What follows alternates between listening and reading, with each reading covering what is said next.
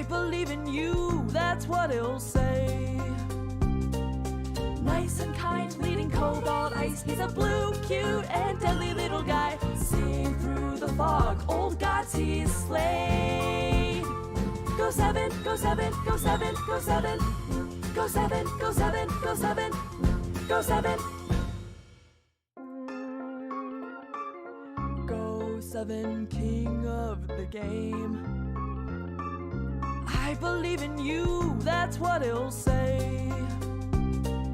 Nice and kind, bleeding cobalt ice. He's a blue, cute, and deadly little guy. Seeing through the fog, old gods he's slayed. Go 7, go 7, go 7, go 7. Go 7, go 7, go 7. Go 7. Go7, king of the game.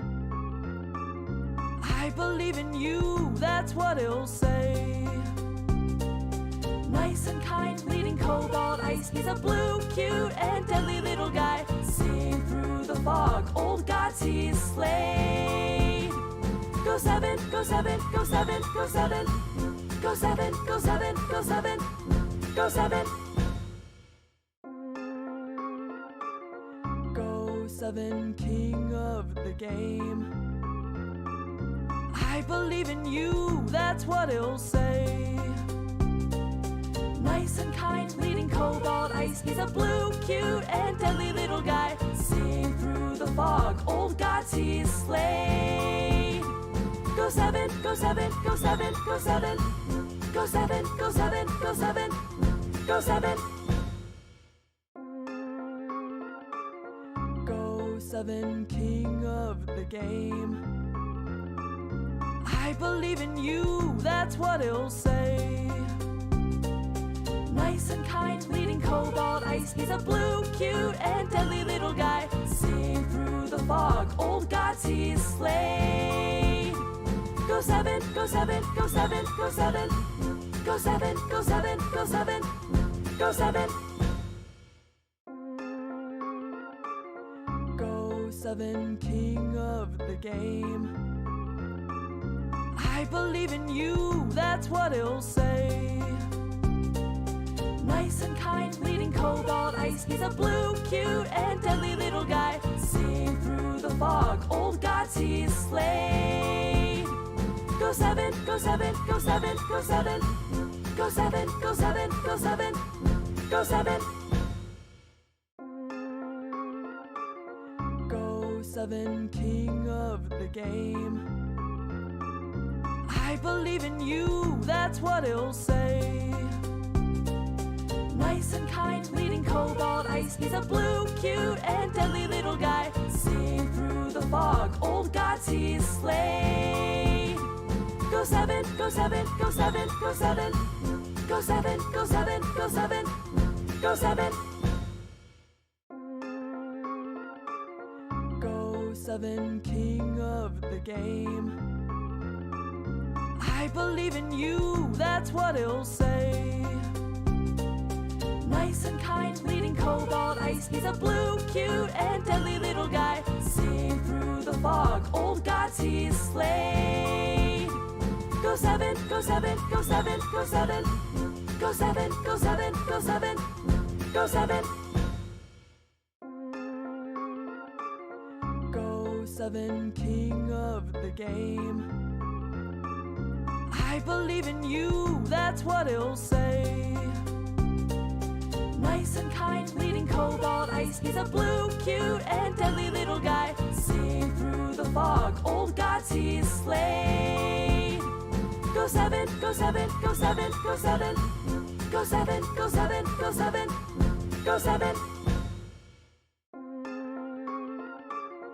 Go7, king of the game. I believe in you, that's what it'll say. Nice and kind, bleeding cobalt ice. He's a blue, cute.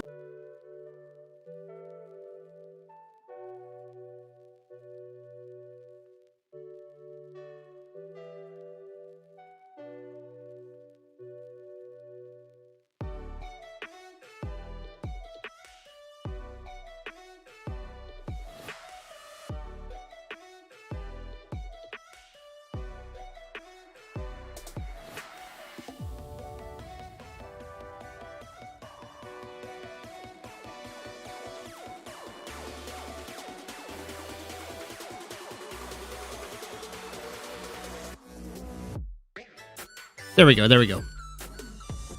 So what happened there is YouTube just let content creators give out 10 free memberships. So I gave out my 10 free memberships. I don't get to choose who gets them. So it was just 10 people that were here. At least I assume that's how it works. It might be just 10 people randomly on YouTube, which would be very funny. Yeah, try lip reading. Replay and chill. Hey everybody, welcome back into the Birdcage. I'm your host, Go7, King of the Penguins, and tonight we're going to continue giving you the best Advanced Wars by Whip content on the internet. Relax, follow, and sub. I believe in you. I am streaming early. This is going to be a 4-hour stream, like back in the good old days. Good to be back. Oh man, last week was very hectic. Well, you know, there's lots of... I guess there's just lurkers. I don't know how it decides who gets what. You know, the good old days when I was... I didn't have any work. I would just stream 4 hours a day and stuff. But last week I had a spider bite. I technically still do, but I had a spider bite that got infected on my thumb, and there was red streaks stretching out across my hand and starting to go up my arm. So I was a little preoccupied, and that and worked and went to a job interview and crushed it. But yeah, I was very preoccupied. I know, Spider-Gwen can do anything a spider can. Spider-Gwen can? Early stream. It's true. I got locked out of my own house. It did mean I timed out of this game over here, but I was super dead anyway. I was just waiting for the game to get to what do you call it?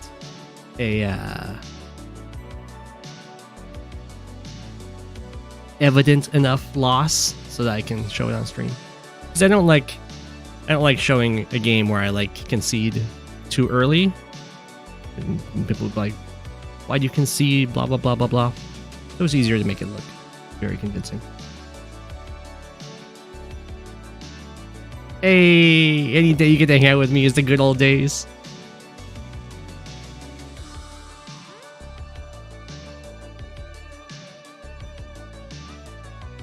How do you send a replay? You just go on Discord and send it to me in a message. You're going to download your replay, and then in the Discord message, you'll just drag and drop it. I'm back in my igloo. No, I made it back into my abode. Eventually.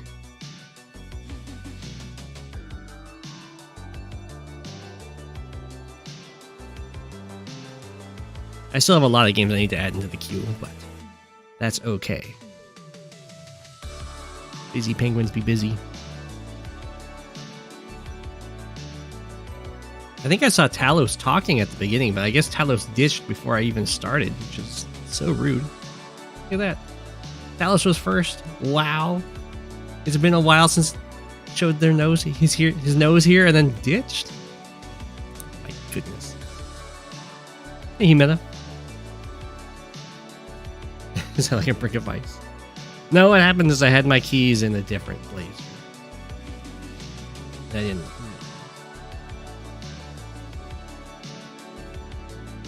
So mad that Swagmaster chose the same CO as me. I hate mirrors.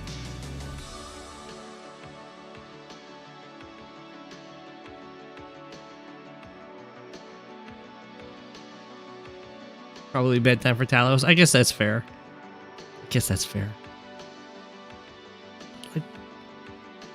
Before I even show up? And Swagmaster's in the country.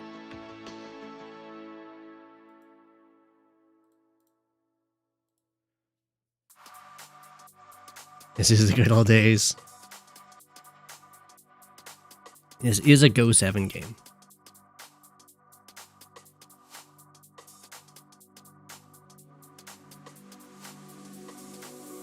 I need help with something. I can't seem to have a good balance between having enough infantry to capture and enough vehicles. I lost 3 live queue games because your opponent just ran you over. I can't help you too much on live queue. I find live games incredibly stressful. But what it sounds like, unless you're base skipping, if you're base skipping, then don't base skip and just build the infantry instead. Other than that, the way you're going to preserve your inventory is usually by making sure that you're not giving away free hits. Yeah, you want to try and preserve your inventory count.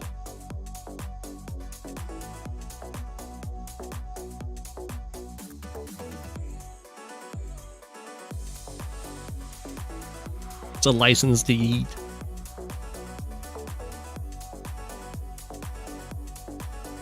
I definitely prefer my preferred style of play is Global League. Period. I like having the time. I like having the flexibility to work it around my schedule. Really, my preferred level of play is Global League at like 1100. Global League at the top level, not nearly so fun. It's a lot more stressful for sure. Live queue is incredibly stressful for me, or just live games in general. And tournaments always have awful timer. And they're just so much so much more wonky than Global League games. By design, they use wonky maps and stuff. No, I mean when I was at when I was 1100, not me playing against 11.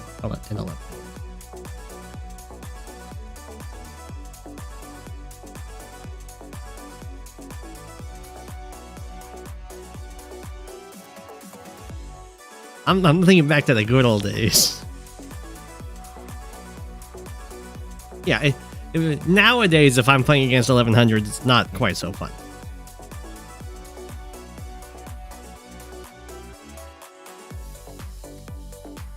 There's like a division of that in the top players around tournaments. It basically works like this. If you're a top player, that's a top player because you've played a lot of Global League and you're really high up on Global League, then you look down on tournaments as like throwaway games, aren't very serious. But if you're a top player that's just good but hasn't really put in the time for Global League, then you look at tournaments as your chance to show that you're a top player and you take it very seriously. So it's pretty interesting.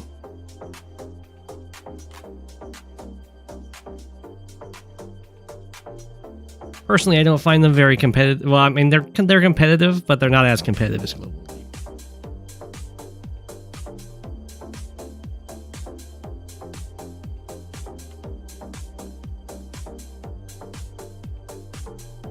Is there a reason why one would keep getting matched against players who are 200 plus MMR than you? That would usually happen if you have a lot of games you're queuing, and so does the higher ranked player, because the higher ranked player has less people available to them, so they'll start snatching people up who have free games within range.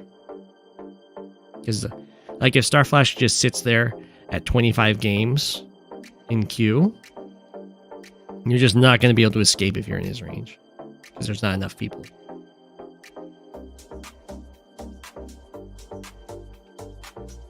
You could also get just unlucky.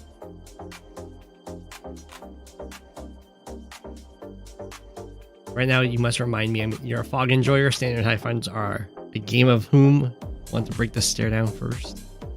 Fog's best weapon is bluffing. Yeah, there's definitely bluffing in Fog.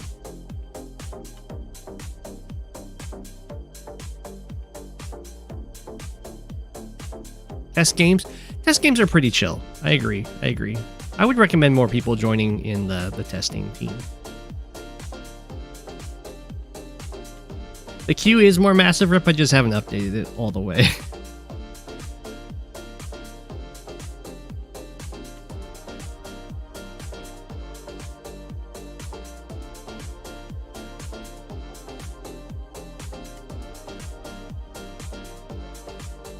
There's you can test maps for Global League and tournaments in the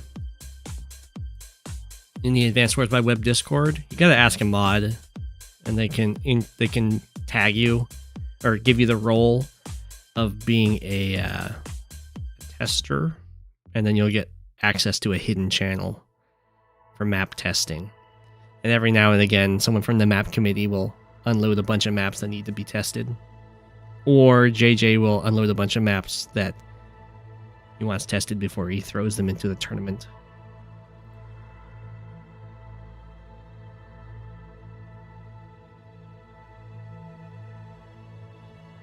The #1 player is in chat? I haven't checked. Who's the #1 player?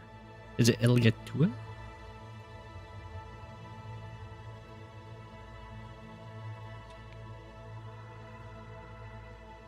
It is. Ooh, 17-12. Look at that. Very nice. Starflash still has high funds and standard. Elgatua has overtaken in Fog by a lot. Oh my god. Starflash must have lost Elgatua. Is that what happened?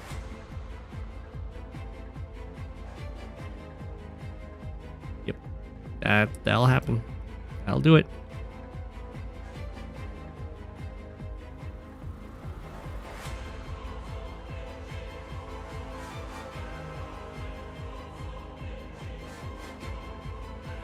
It's definitely showing Fog dominance there. If you're rank 1 in Fog, then you're rank 1 overall. Okay, we can hop in. Excuse me. We can hop into this game. So, the opening I go for in this game, I will say, is not one I would recommend. Looking at the map, I was like, it's pretty clear the opening you should go for. So I decided to try and go for a really sketchy gamble opening, hoping that my opponent would be just like, well, there's a clear opening, so they would just try and like can't counter the obvious opening. And with mine would kind of work. I do make a slight mistake that I think really hurts me as well. But so the kind of obvious opening to go for is to attack down here, because you just have a single base here to defend this entire front, and it has to go through double forest to reinforce with vehicles, which is just absolutely atrocious. So you should pretty much always go either recon or tank first, just slam into this region and deny your opponent a lot of income. It also sets them up to fight one base against double base. Like, eventually they'll get one base airport, but then you have double base airport. I don't know why this front gets an airport as well. Very weird to me, but it does. So yeah, that's kind of, I think, the clear opening to go for on this map. I'm not going to go for that. If I would recommend, if you want to win, to go for it. I'm not going to go for it because I wanted to try something a little more sketchy that, as you'll see, I didn't really map out, mainly because I was super busy. But this will be fun. You'll see that Swagmaster is going to just go for that opening. I don't know if Swagmaster tried to play around being hit by it, but I went for a very sketchy, risky / greedy, being like, I'll just assume my opponent's going to play around that opening and do my own thing. So Swagmaster goes here first. I guess that's totally fine. The order of these captures, I think, doesn't matter.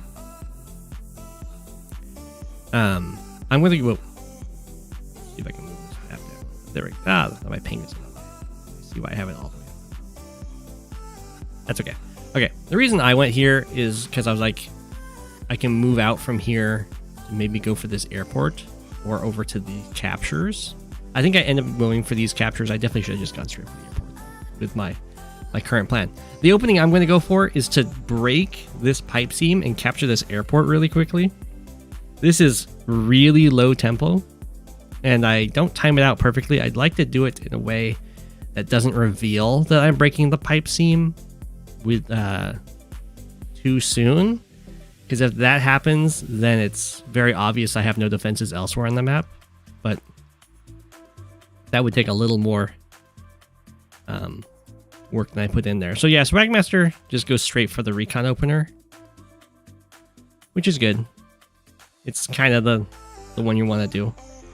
And then here I'm just gonna make the slight mistake next turn. I should really just go straight for this airport because that's the safe capture, and it would be playing around the recon opener, but I wanted to go really risky and just hope that my opponent playing around it will keep me safe. But yeah, this was the mistake. Should have just gone for the airport. Then the recon doesn't have anything to hit.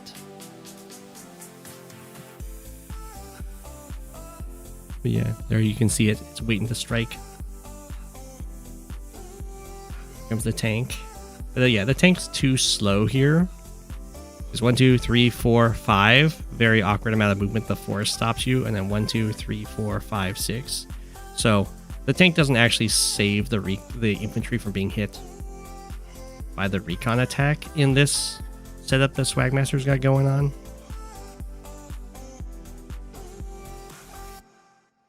But that's okay. So yeah, here I'm going to go for a quick kill on this pipe seam. And here, just being cheeky with the blocking. Okay, I do have it timed out a little bit decently. I haven't struck the pipe seam yet. If I had done that, then it'd be very obvious that I'm not defending this. But it's pretty much safe to go for anyway because of just how delayed this base is in reinforcing. So smack my poor infantry. But this is where if I had just gone for the airport like I initially planned, then the recon would be a little bit sad.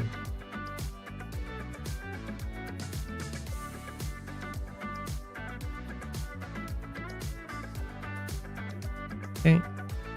I have to go hide in the forest. At this point, this recon should feel completely safe attacking here because I kind of reveal both the artillery and the tank hit over here to break this pipe seam.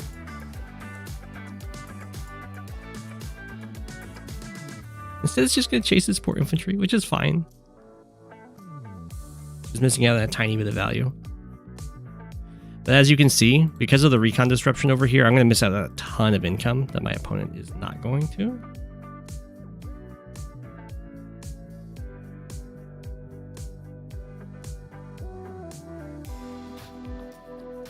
This infantry placement, I was very sketchy about doing it because it's kind of just revealing I have a tank, but I figured it's fine because there's no way that Swagmaster doesn't think I have a tank at this point.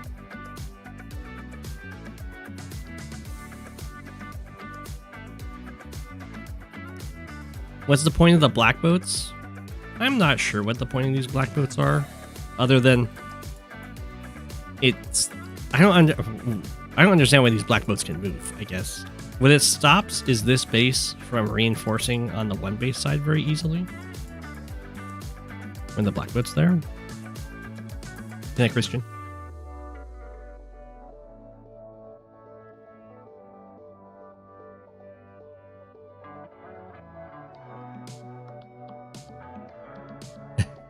You think you were the only round 1 player who didn't try to call the bluff on the day 3 recon and go for a greedy caps by the airport?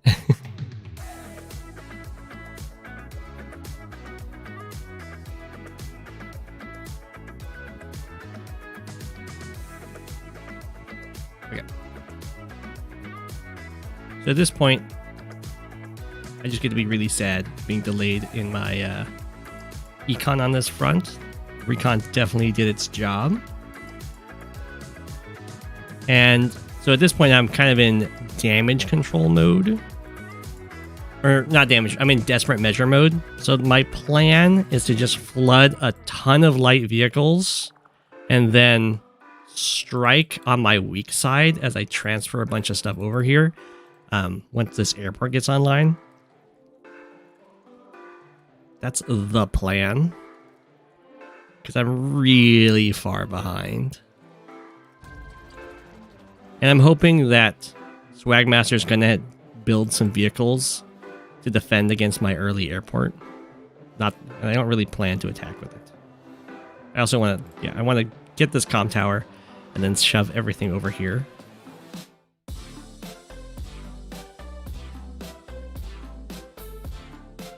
Swagmaster goes for this interrupt. Very rude.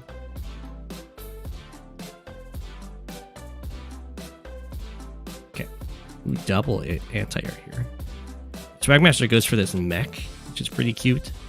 It's going to be impactful much later on.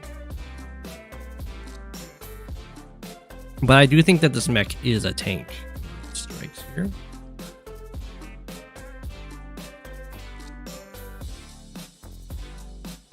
Okay. Get up. So these guys are setting themselves up to defend this airport. Or not airport, this comm tower. And once I get this comm tower, I'm just going to flip right on over. Here, Swagmaster definitely makes a bit of a mistake attacking in here. It does interrupt this capture, which is at least something.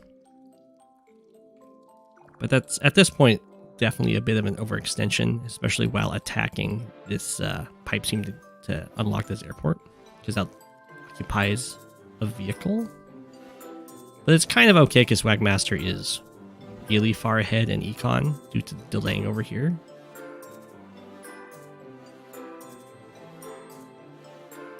So I decided to attack from the city and then from the road, hoping that there wouldn't be like 2 infantry, full health infantry available to take this guy out.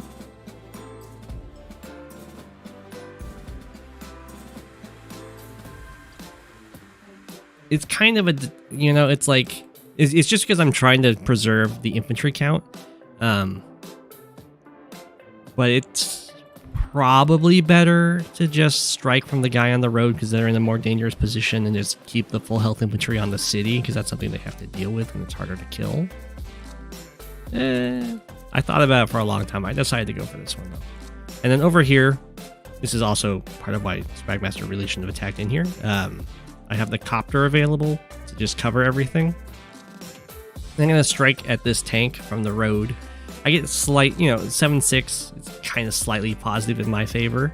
And what's nice about it for me is that this tank is really cut off due to these guys kind of sweeping around. So it only has one safe place to go, which is down here.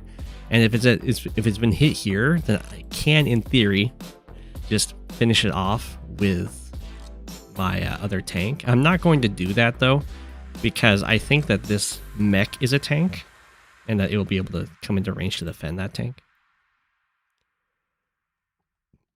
And here you can see I'm starting to move on over, except for the artillery.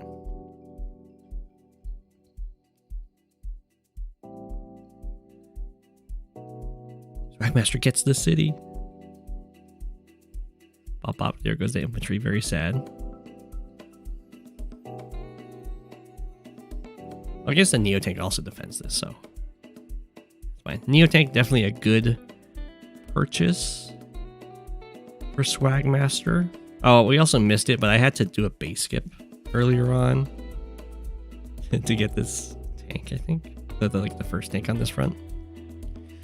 So this recon is again doing a lot of good work. It's providing all the vision that Swagmaster needs, and for like the fighting that's going on over here, and occupies this forest. I do get to see this artillery, so I'm not gonna dive in to this area right now. I'm gonna wait till my reinforcements show up.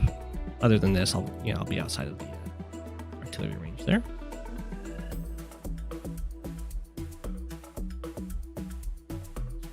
there. And I'm going to be moving a ton of these infantry over because this is a one base side. And it's not going to be able to produce very many infantry to defend here. So this will just kind of come down to me getting enough of a unit count, a vehicle count advantage. I'm really banking on Swagmaster just over investing on the defense on this front. Just moving all my vehicles away.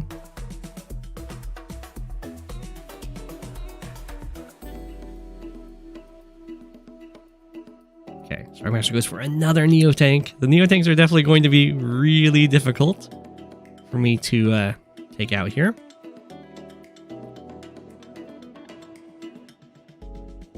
Artillery covers the recon. I didn't get the kill on the infantry, very sad. Go for the bomber because I see the Neo Tank. I'm trying to make sure that I stay right out of this recon's vision range so that all of these units being transferred over aren't spotted. So you can see there's a slight investment for Swagmaster, and then you can see how all in I am on this attack, or on this front. A double base skip to get this bomber. But Swagmaster's had a huge income advantage for a long time now, so I am really far behind in unit value. I know, another double base, or yeah, another base skip. Not another double base skip.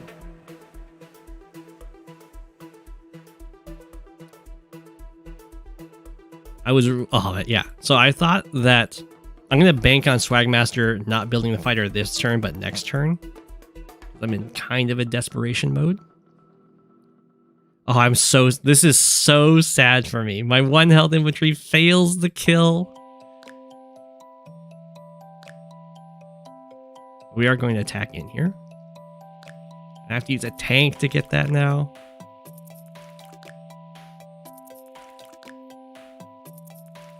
Breakthrough, kill the recon. Take out this infantry. This Neo Tank sadly reaches, makes me very sad. So here, the whole play is I'm going to try and overwhelm unit count wise Swagmaster on this front and take this comm tower.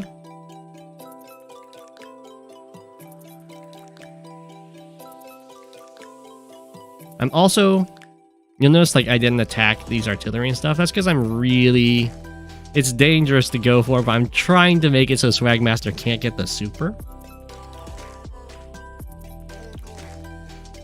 I also saw that this anti-air was over here. Hoping I'm just out of range of for my bomber, which is not the case.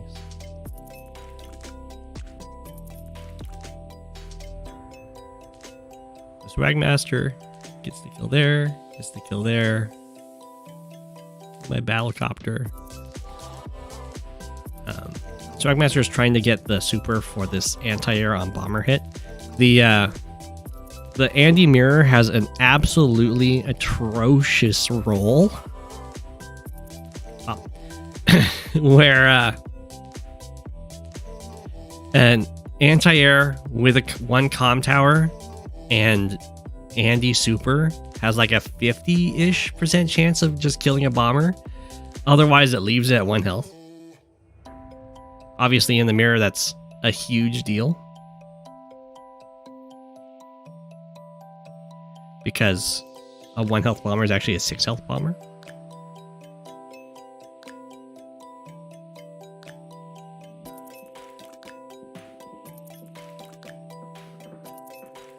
So Swagmaster doesn't really get that much value out of using the super. I mean, I'm still kind of sad that the super went off, but there was only like pretty much this one hit. Not very much stuff got healed. And of course, this infantry was able to actually stop the comm tower capture, which is a pretty big deal. But as far as damage I took from the super, not so much.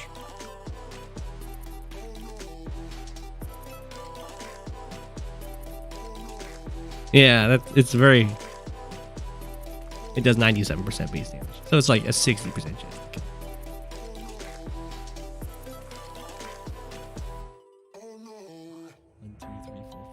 I'm hoping that this will just be a little bit out of range for my opponent. So here I'm going to go for a bunch of attacks, of course, to get the max heals I can. Boop, boop, boop, boop. I'm really hoping that the fighter got built this turn instead of last turn. I probably should have played around it being built. Oh, also, yeah, I'm going to attack in here, thinking my opponents had to move over to the right. I definitely should have played around the fighter being built the turn earlier, but I was feeling a little desperate, so I don't. Also very sad I don't get this artillery kill. Leaves it at 1, because that means I don't have a space available to take out this this tank. So yeah. The one thing I would change about this turn is this bomber movement. I shouldn't go in. It doesn't really matter if I'm hitting a Neo tank down to 5 so much. And preserving the 6 health bomber for the next turn would be really nice.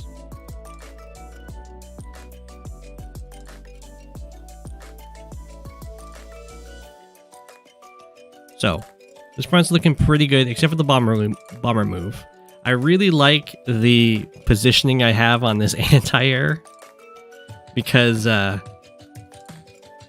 it's really awkward for my opponent to kill it with a Neo tank, unless the fighter can just come in and do it, because like the infantry to scout it is here, right? Like if this infantry moves away, the Neo tanks can't actually see the anti-air, so you have to like move this Neo tank away, the infantry over here, and then the Neo tank has to move here to kill the anti-air. However, if you can just like move away and then have the fighter reveal it and stuff, then it's suddenly not so great. No, it's not 70% chance to kill, because where is it? Oh, that was 60.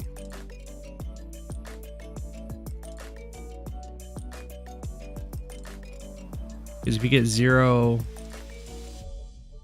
1, 2, no, you're right, it's 70%.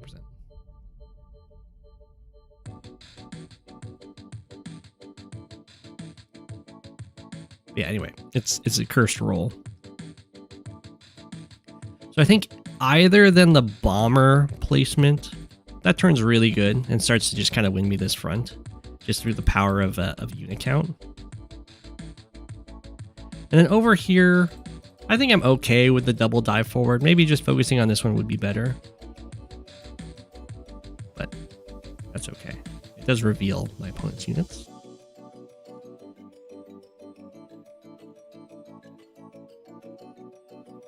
Neo tank backs up, and that's where I'm really sad about the fighter.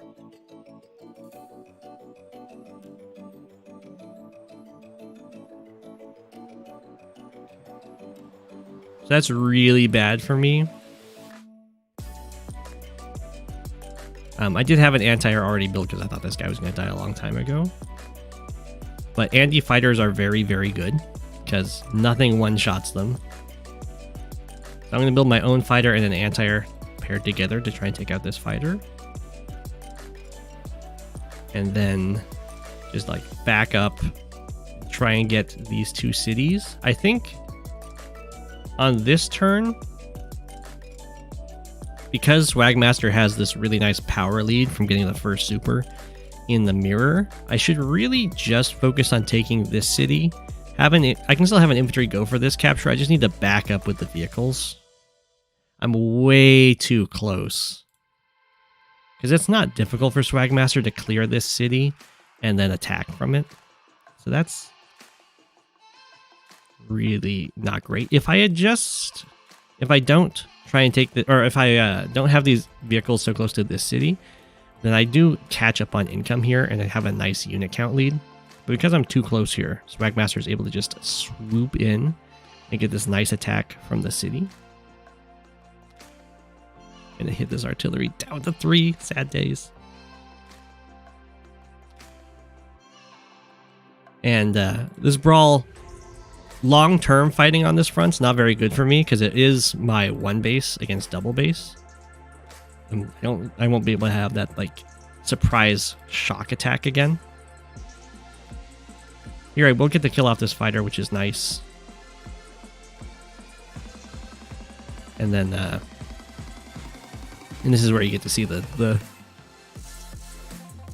being very sad about the charge advantage that Swagmaster has here. I really want to try and block off all access that this anti-air gets to my bomber by like having copters in the way was the plan. I ended up dividing it a little bit because I was going to have like double copter over here blocking for the bomber, but then I was worried because this copter would just be completely uninjured. Because I was going to have the plans to have the bomber defended by air units so that the anti-air would be forced to kill a copter rather than get the bomber. That's not quite going to work out here because this copter is in range and it's going to get a really good attack on me. And here comes the mech. Comes in, it gets the kill. I did not expect the mech attack. Oh, sad days. I guess it wouldn't have mattered in this case because this guy didn't die. And then the bomber does go down, which makes me really, really sad. Can't win the roll every day.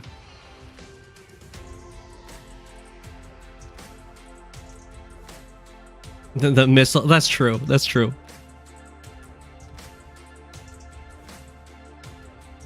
And then my artillery gets hit too. So at this point, I'm like, okay.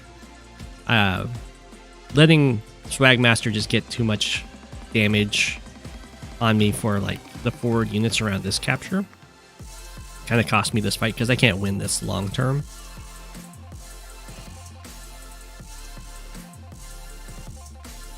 So at this point, I'm going to go for the lab cap for dominance and then resign is the plan. I'll fall back to try and get a few pickoffs. Just go for some Andy gutsy plays. So the bomber can just kind of attack like this because Swagmaster doesn't have the super. I don't think that the anti-air wants to just expose itself. But yeah, I don't have the unit count anymore to get some clean sweeps. Here we go. Get the lab cap. I'm going to force Swagmaster to kill off the bombers. And then resign on the next turn was the plan. But then I get like super busy week and I don't even open up Advanced Wars by Web. So I'll end up timing out. But Swagmaster had the win there. I actually do get this capture, which is cute. Maybe I could have tried to go for a super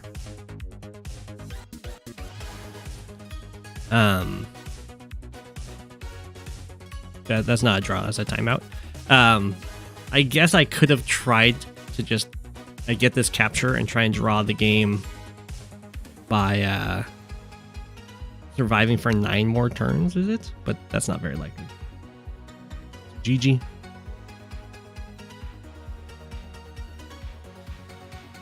Yeah, don't the recon attack is just too tempting. I tried to be sneaky about it, but it just got me. Almost made a little comeback there.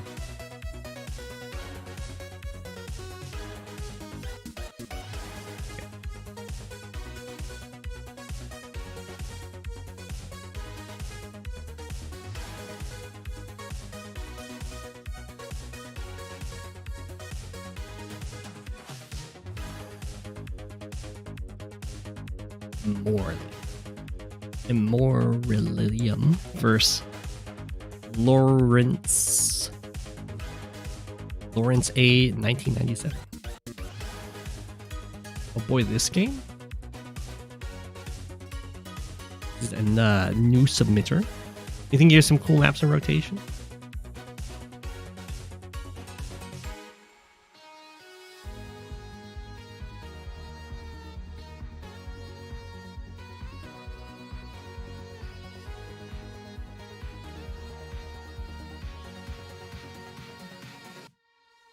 It's your favorite map in the rotation? Okay. my seatbelt on for this one. That push was looking scary for a minute though. Yeah, I messed it up a tiny bit. I think I could have went off of it. Even with the really bad opening. But that's okay.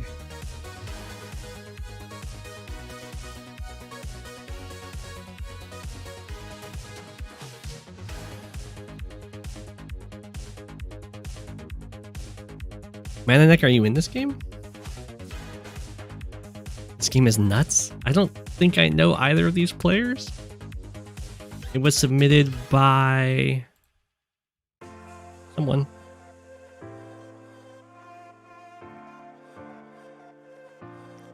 It was submitted by Law.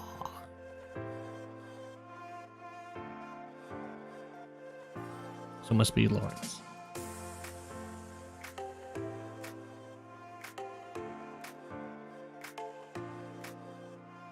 Oh, they're a top standard player, or close to it. Okay. Have a good one, Humida. Well, here we go. Well, I'll make them wise. Plus, they're Andy.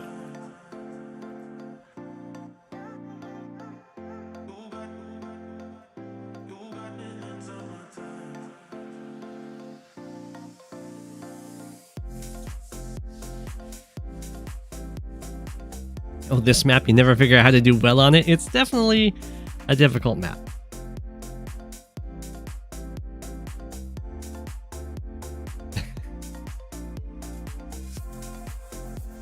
Oh, did they? That's pretty cool.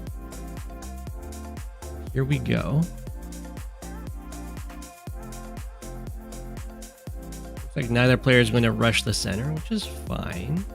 This is pretty interesting. Lawrence isn't going to go straight for the double cap. Actually, neither is. They're just going to go for the faster cap for the airport. That makes sense. Slightly lower income for a very brief amount of time. Oh, okay. No, Lawrence is going to go for the center caps just a little bit. Are they just doing the same opening? What's going on here? No, they're slightly different over here. Oh, and double center here for Lash. I agree with that for specifically for Lash because there's a lot of heavy terrain to make use of. Ooh, Lawrence goes for a very fast comm tower. That is interesting. Lash decides to just mirror it. I don't think it's a good play for Lash to just mirror that, because you could just get the extra income going. You don't need the comm tower to be winning these fights, and he kind of gets the comm tower to try and go even-ish, I think. Lash is already getting the power, so you might as well use the infantry to go for more captures instead.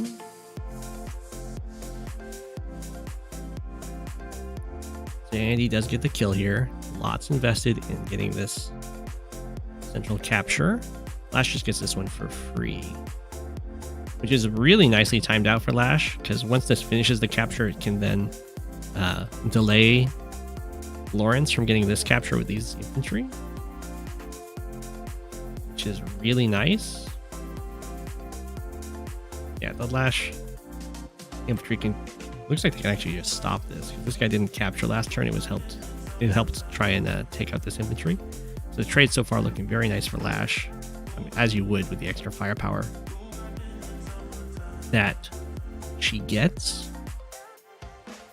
They both went for these kind of quick captures over here, but Lash was able to interrupt this while Andy wasn't. So this is looking really nice for Lash. This recon's also very dangerous because this tank is, it's not quite overloaded, but it's kind of overloaded. It wants to go over to this front to help with these captures, but it also needs to be around to deal with this recon. So I'm liking Lash. Lash is a early game here. I think we're getting a lot out of the day-to-day. Yeah, so the tank has to go down here. Now, one thing that does make Lash kind of sad is that this infantry doesn't get a Lash boost in this fight. Yeah, and this city gets denied too. This seems really, really good for Lash.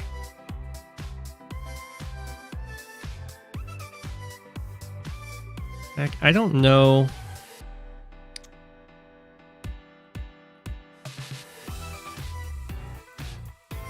I'm not as convinced about this attack for Lash. I think it's way more cute and therefore better to just send this infantry over either to this city for the capture or back onto this mountain. I think over onto this city and just attack from the forest and then back up with another infantry.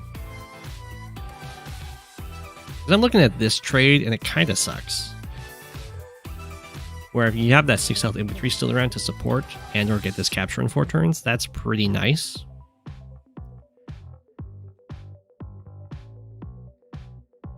Definitely agree with this recon attack. Blocking here is fine. It does stop this infantry from attacking from the city, I guess. Ooh, I like it.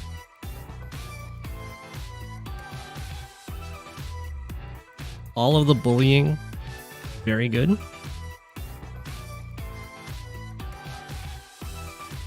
Now, this is kind of to be expected. I think Lash has gotten more out of the early game than typically, but it's very much expected that Lash will be better at this stage because, I mean, she's got a day-to-day, and it's going to be up to Andy to make a huge comeback with the super. Oh, that's interesting. Why did this infantry put itself here? It seems...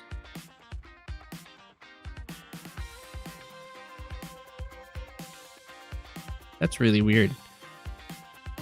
I don't know what the advantage to having this infantry specifically here is. Because it does give Andy this nice attack from the forest, and it's not covered by anything. Or if it's back here, then you could have covered it, then Lash could have covered it with a tank by, although I guess these infantry are kind of forced. You would still be able to threaten it to go for this capture. It would also make it so Andy doesn't get to attack from the forest.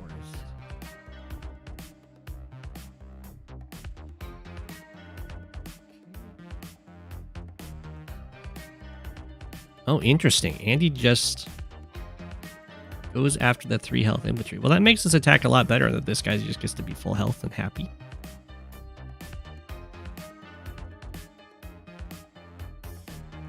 Still, Lash is looking really nice. Look at that end of Andy's turn. Down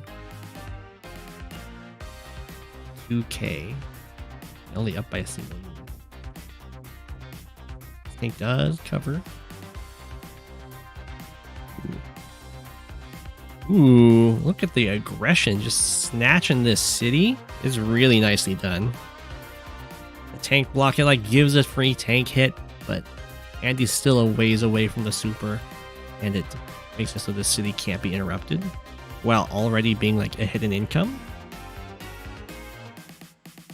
Is very nice. And with this tank guarding, it also forces Andy to like double tank up here.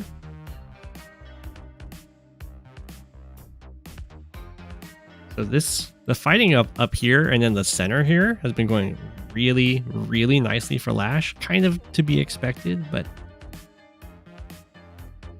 still. Ooh, got that kill. I thought that would actually survive.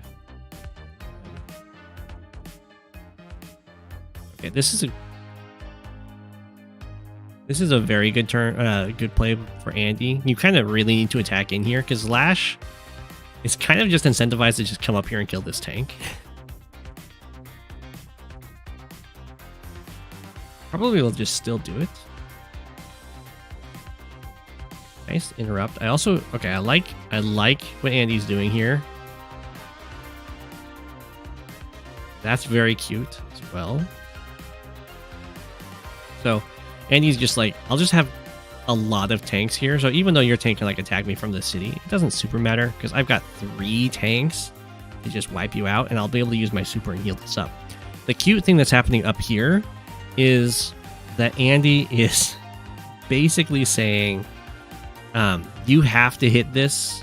You don't have to, but it's like if you just hit this with an infantry, there's a chance that I get my super next turn and I just heal up and take the city from you. You'd have to go tank and infantry hit, but you really don't want to go tank and infantry. This guy kind of wants to be, you know, in other places.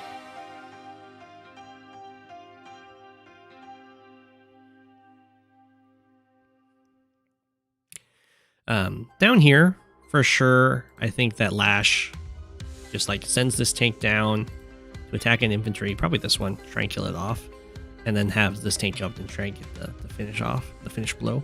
Ooh. Okay, it knocked it down to 4. I don't think that's guaranteed.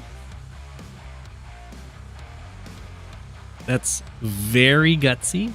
Ooh, I like the little block here with the... That's very nice.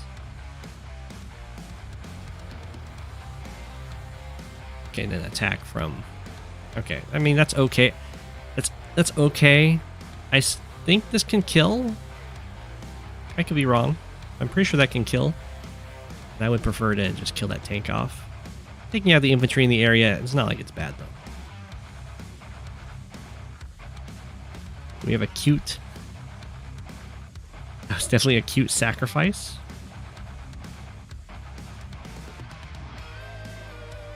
Got the copter coming. Okay, that's pretty nice. Doesn't look like Andy's going to be able to get this this super for the capture.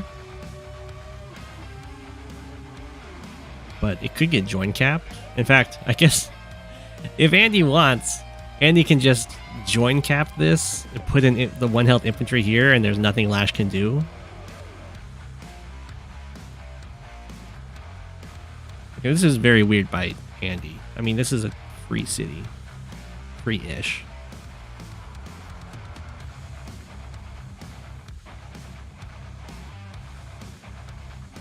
Yeah, I don't like that. I think I would just take the free city. Then this also becomes a free city because there's only one thing you can like entry here. Tanks cover. Yeah, free city, free city. Surprised Lash gave this up so easy. It was a really nice steal. But there's quite a few injured Andy units. And that's going to be really good when the super comes around. But Lash is currently up 3k. Which is still good. This tank is super dead. Very nice Lash copter. 1 health imagery gets taken out. I don't know why Andy let that happen. Just in this specification. Okay, so Andy gets the city back. Very good. Just interrupt this. Hit this tank. Tank is going to get to live. There's no Andy super incoming. There hasn't been quite enough fighting or available hits, which is good play on Lash's part. I don't like that this infantry attacked there.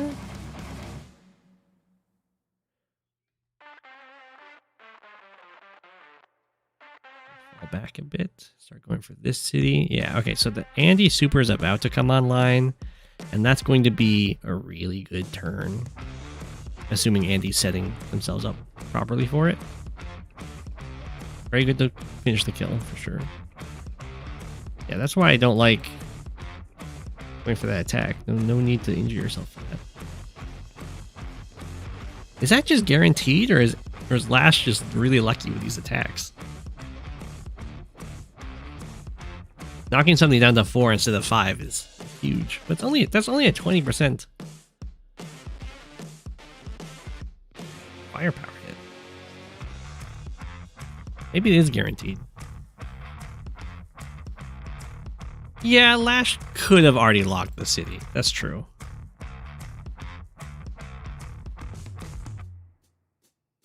Okay, this is looking very good for Lash. Andy super isn't here yet. We don't have anything built to deal with the copters. Kill that tank off. Body blocking to make sure there's no double hit. Probably not an anti-super this turn, but next turn is the threat. Well, there was an anti-air build. It was just built way up here.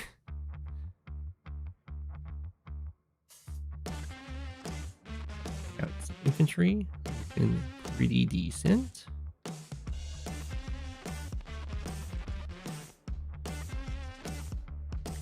Okay, this is somewhat scary. There isn't enough backing this up, but the tanks, they're like somewhat threatening that they could clear the base, but there's nothing to follow up and stand on the base. So I don't really like this tank's placement. Being over here seems a lot more important. Lash is going to try and kill a base, or is he at least threatening it? I think the idea is make Andy build a medium tank and then just leave, which is classic play.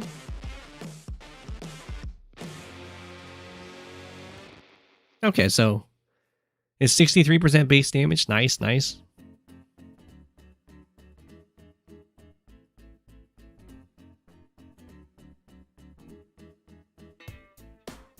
Lash having some matchup tech. Okay, so you see Lash trying to protect the base. I don't think you actually have to do it this turn because there's no follow-up to stand on the base. Whatever. Okay. So does Andy even use the super this turn? There is a risk, of course, of Lash getting the super first, which would be pretty bad for Andy. And it looks like Andy is going to leave that open as an option.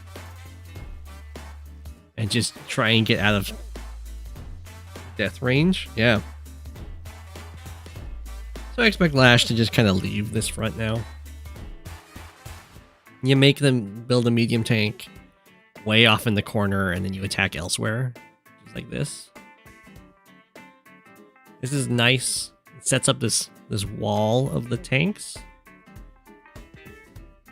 And I don't think that Andy can get the kill. Maybe.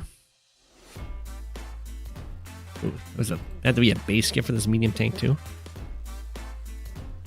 Andy's super is good. I don't think it's infantry plus tank hit kills tank good though. If it is, then we get like a kill there and a follow-up kill on this tank. Although there's a lot backing this up for Lash. So I don't think even if you get that kill, you'd go for it. You get 2 cities here for Andy, trying to catch up in that income.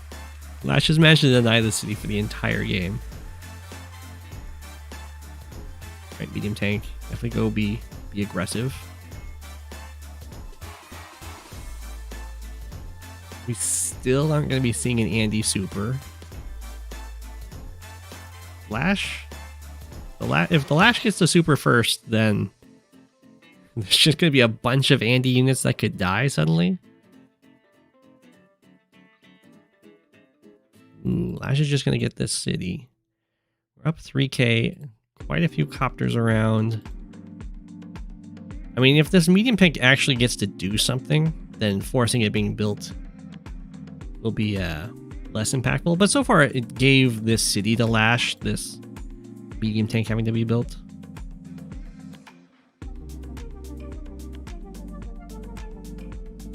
Okay, so Andy's just gonna kind of stall for a bit here. Let the unit count build up.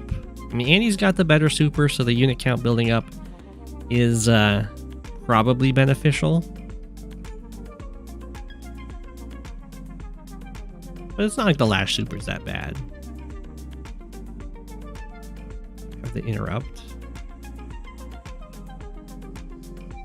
It would be amazing if this infantry manages to like get in range of the comm tower with the Lash super and just snatch it. Oh, a lot of units up here. A medium tank built down here. Start artillery conga line. Goes an infantry. Medium tank got a kill. We have another medium tank up here to try and save this base. I mean, there's only a single copter, so it should be fine. You get to just take this city. It's a really slow build up. Looks like Lash can just take this city, maybe. By maybe, I mean definitely. It's the infantry here. Infantry takes.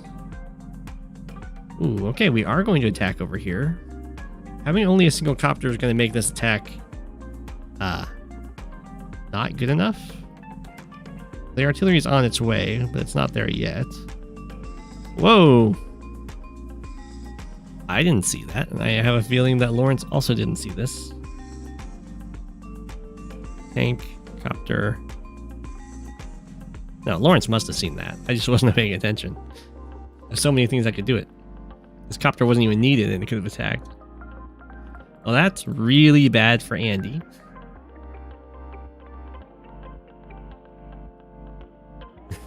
So much stuff just kind of sitting in the circle, or a little square here. Yeah, smack the tank.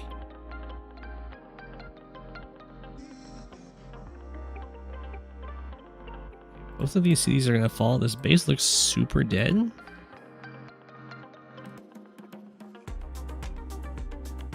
There's nothing. Why wasn't the city taken? It was a free city.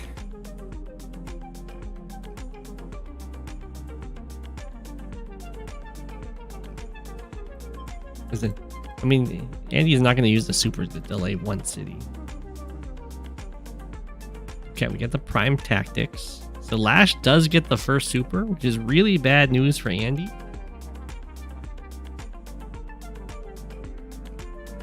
Really don't like this attack. Lash over here. I guess it's better now that there's an artillery, but even then, not great. Okay, now we're going for this base kill, which is very good. Very good. It's going to be interrupted, so it's going to have to be like a multiple turn base kill. Or base steal, in theory. Andy won't be able to clear it, because, I mean, that's a super Lash infantry.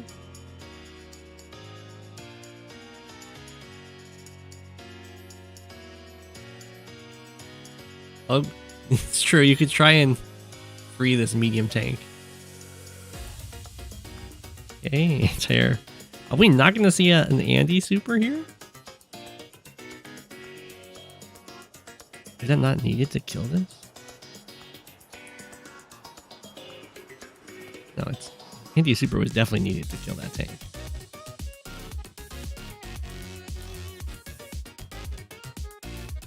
Oh my gosh, the base just falls? Andy refuses to use the super?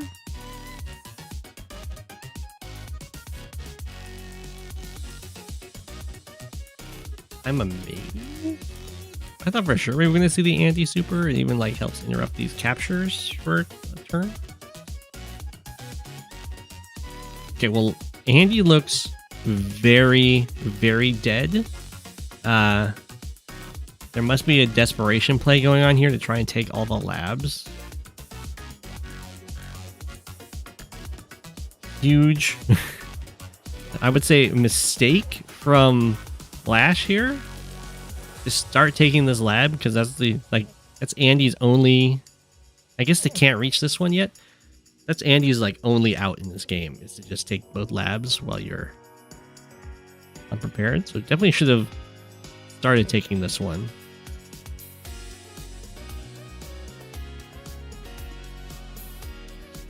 I guess we do have double artillery covering this one. That's kind of hard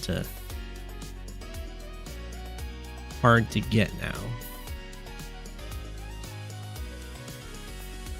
Oh, you know, if Lash just runs away over here, then I guess Andy can just take the base back.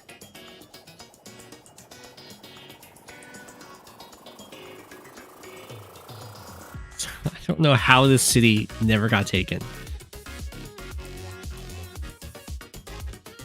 Yeah, okay, so Andy's just gonna try and take this base back.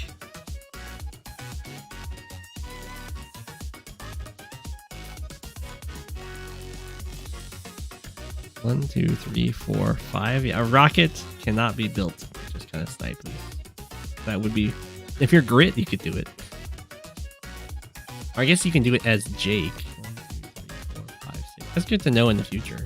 Like rocket by, use a power, snipe their base. Okay. You clear it. You build the mega tank. Okay, so base is not getting taken back.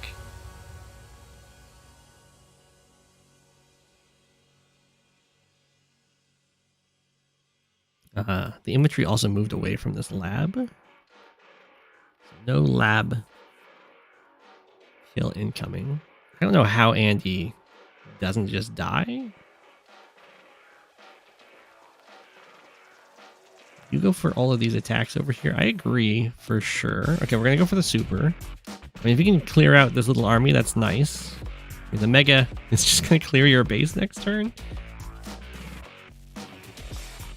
This is nice, definitely. Kill off that medium tank.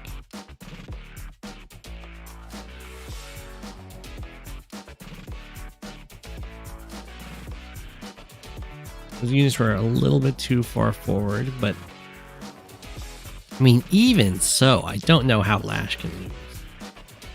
I don't know if Prime Tactics is even needed here.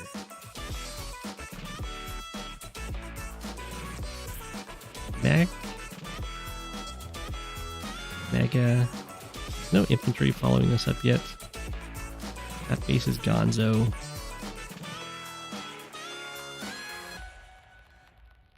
You're up that capture. I don't know why you even attack into this, but okay. I mean, at this point, all Lash has to do is not lose a base. There's no real reason to be really aggressive. Ooh, Andy got the city.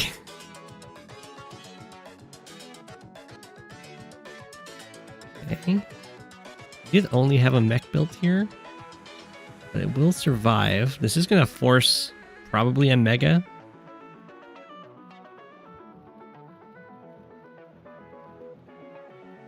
We do have the artillery here. So it's going to delay this this other base. Lawrence built a mega of their own up in this corner.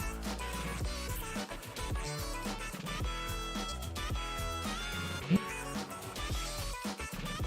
Kill off a bunch of infantry here. I mean, I agree. The mega is going to be able to leave the base, though. That's not great.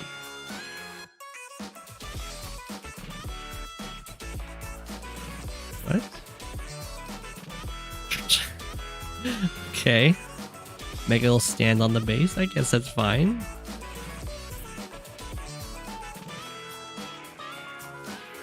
You'd have the mega built down here. The labs are safe. I mean, Lash doing pretty well. Yeah, I don't like that this mega was allowed to just walk off. You could just block that. That's okay. I guess it only has 3 shots. There's a lot of copters to attack. They are Andy copters, so they are going to heal up. But, I mean, at the same time, Lash just deletes this. Mega gets to step off.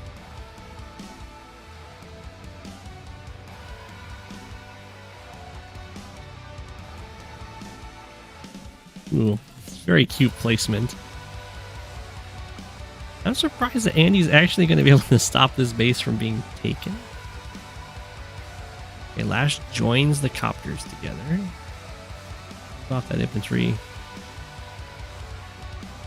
This capture goes for this capture. Okay, decides to attack. I don't think it mattered, but I think the mega tank would get that kill anyway. I guess it gives Lash a little more charged.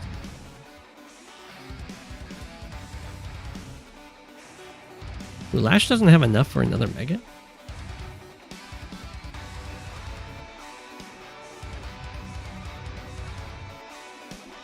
Wait. Does that mean this base just dies? How did Lash not have enough money for a mega? Oh, is it because of the repairs here? Okay. Letting that Andy mega off the base is pretty devastating. Okay, this mega is super dead. This base is super dead. What? Joined the copters again? 35k? What's here? I don't think you build an inventory in this case. It's a little too free to kill.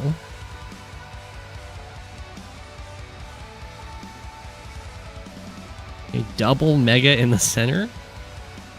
Now when it comes to mega fights, Andy is way better than Lash.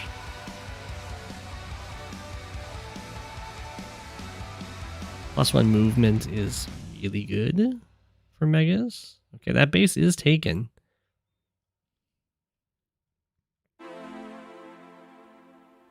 Wow, okay. Somehow Andy's still in this. I don't know how that's even possible. I mean, there's so much stuff here just kind of staring at the base. Okay, the artillery that's been saving this base forever is now taken out.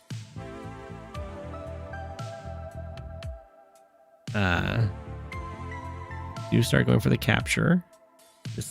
There is a spot to have it interrupted.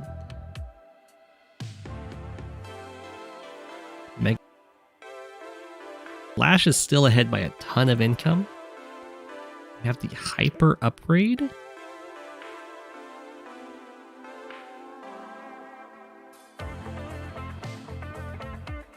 I don't know how Andy is still in this. When the copter attacks here, the only place this anti-air can attack is from this base, which stops it from being captured. If Andy wants to, might use this copter elsewhere.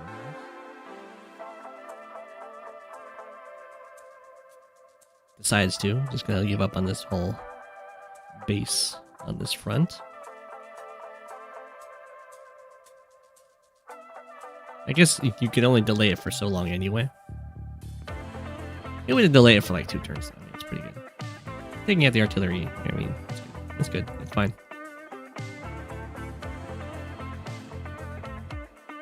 I think we're not going to have a Lash super in response. So it's going to be a very nice charge advantage for Andy. I think the Megas are going to just try and swoop in and take this base.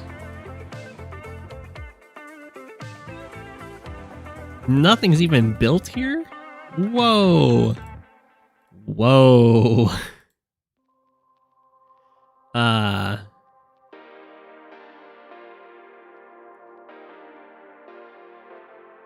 Yeah? So does Lash, or does Andy just kind of get to take both of these bases? Wow. Did not expect that.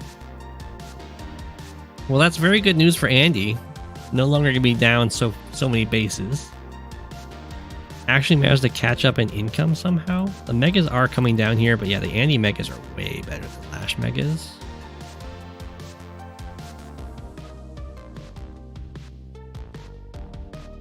I mean, Lash Megas can, if they get really good terrain to attack from, can just one-shot Andy Megas. But the heal, the +1 movement is so good for Andy. Why is there an Andy Mega way up here? That must have been forced out somehow.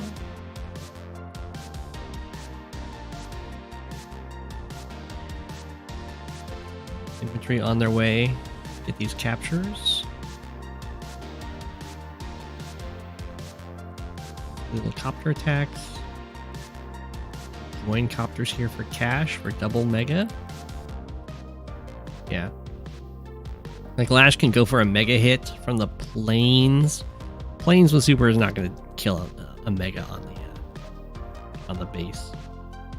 For those that don't know, megas hit each other at the same rate that battlecopters hit each other. Except megas also get the defense stars. So we are going to go for the prime tactics here. This is... like, look at this. That's not good. That's not a good trade.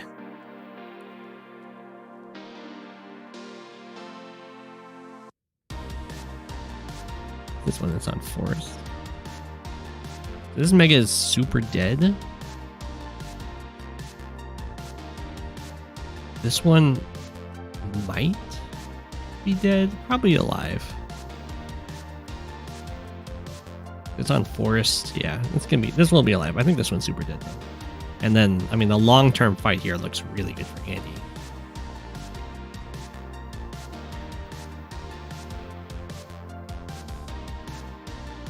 Okay, join cap.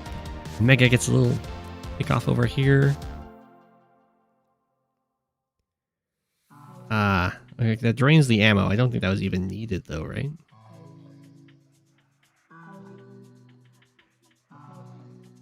I guess it's fine. Get the bus down here, take out some anti-airs. Drop some captures. I can go for the capture on the base, or I guess this guy can. Rocket, I don't think has fired, but it's on its way. Yeah, down goes that mega. Mega gets brought down to 2.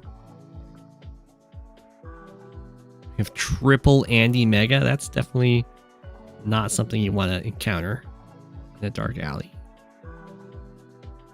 Wow, Lash is now looking really dead, which is amazing because Lash looked to be in one of the best positions I've ever seen on this map. Yeah, okay, so this looks like a concede attack. Attack and then resign. Wow! So this... that is the same game as like... when did Lash just like take these bases? Like right there? A17, so far ahead. So, I mean, I was saying that Lash will be way better in the early game, but I didn't expect it to go like that. I was really impressed with Lash's play with forcing out this medium tank and then getting like... just like, I mean, the early game from Lash was so good. I'm not 100% sure what happened to make Lash so sad. I think it was just the little overextension over here, thinking that Andy's forced to deal with this mega, and Andy's like, I'm not forced to deal with that mega. I'm gonna just punish this. Even then, I wouldn't think that Lash would be out of the game. But... oh, and then Lash just builds a mech here. Yeah, that's the... tries to build the mega, and it's not enough. Yeah. And then letting this Andy mega just get off this base was awesome. Really rough. But GG. That's some close quarters combat. Well done.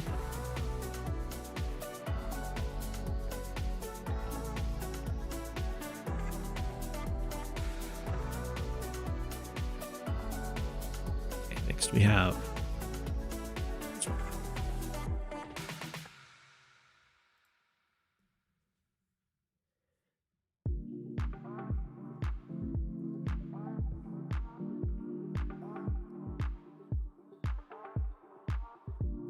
yeah, I think Lash could have definitely survived until those 2 top bases just kind of died.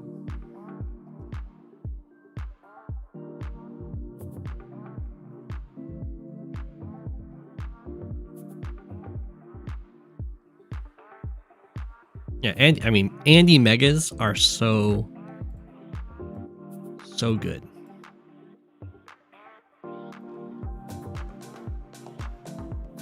Okay. We've got Grimm versus Koal.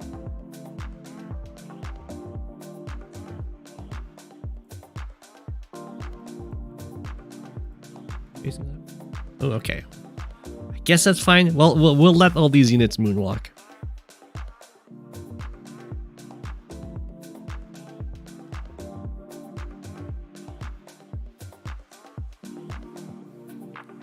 I changed the countries. Is this a tournament? I don't know.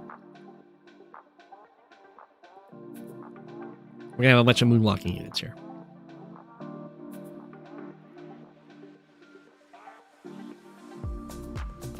I don't think I know this map, but we do have a little central island here. The black boats can get off. You can, in theory, take your black boat off this lab, but I can see why they're not doing that. If you lose, because there's no HQs on this map, so if you lose the lab, you will lose the game. Double, like every corner has an airport. Okay, it's high funds. Whoa, Grimm, no fear. No fear takes the black boat off the lab. 1, 2, 3, 4, 5, 6, 7. This is this is a play that's only allowed because Koal did not put the black boat here to unload to this tile. If the black boat was here, 1, 2, 3, 4, 5, 6, 7, you just pick this guy up, you drop it on their lab, and you make them very sad. I think Grimm would be able to probably save it due to the double drop off, but it would still be like incredibly scary.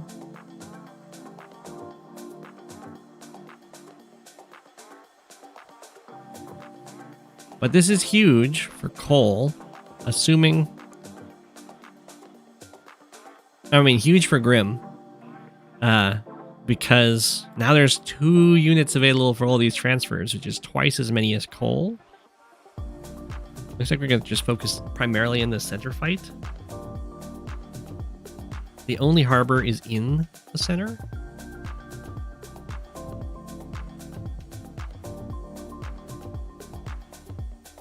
So,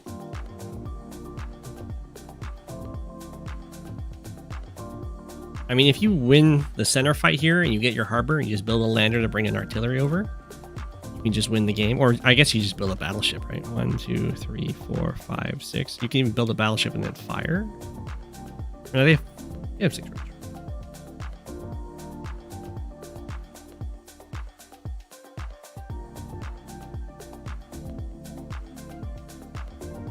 Okay, well this is really good for Grimm. A whole bunch of first strikes. Smack, smack, go for the capture. Interesting the black boat went here. I'm not sure quite what that's doing. I think I would have repaired the infantry or gone back for more. I guess the plan is to... I'm not sure.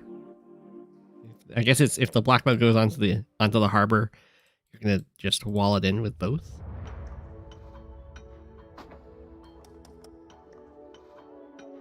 Or I guess if they build a battleship, try and wall it in, but that can be freed. I don't know. There's also stuff happening elsewhere, of course. Grimm's got copters in each corner. Pulls ahead a tiny bit in income. Why? I would definitely put... Okay, just decide to build a black boat there. Okay, that's so they can't have the double black boat surround. For a bunch of these central captures. Not getting this harbor for Grimm. I think one of those infantry should have gone for this harbor because the threat, the battleship threat's pretty scary. I guess they can always build just an artillery and stand here and save the lab.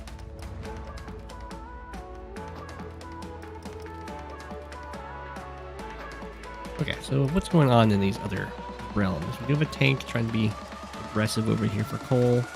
He's pretty nicely going to be able to contest this comm tower, unless Grimm interrupts his capture, stands here.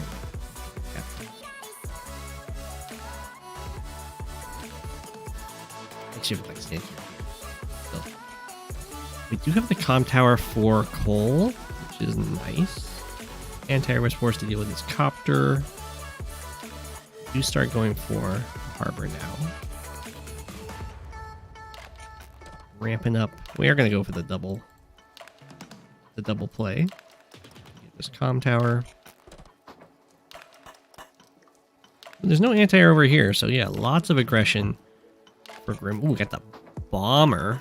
That is really nasty. If you only have one anti-air production and they just match you with bomber production, they actually can win that. Although Koal does get a movement boost with their power.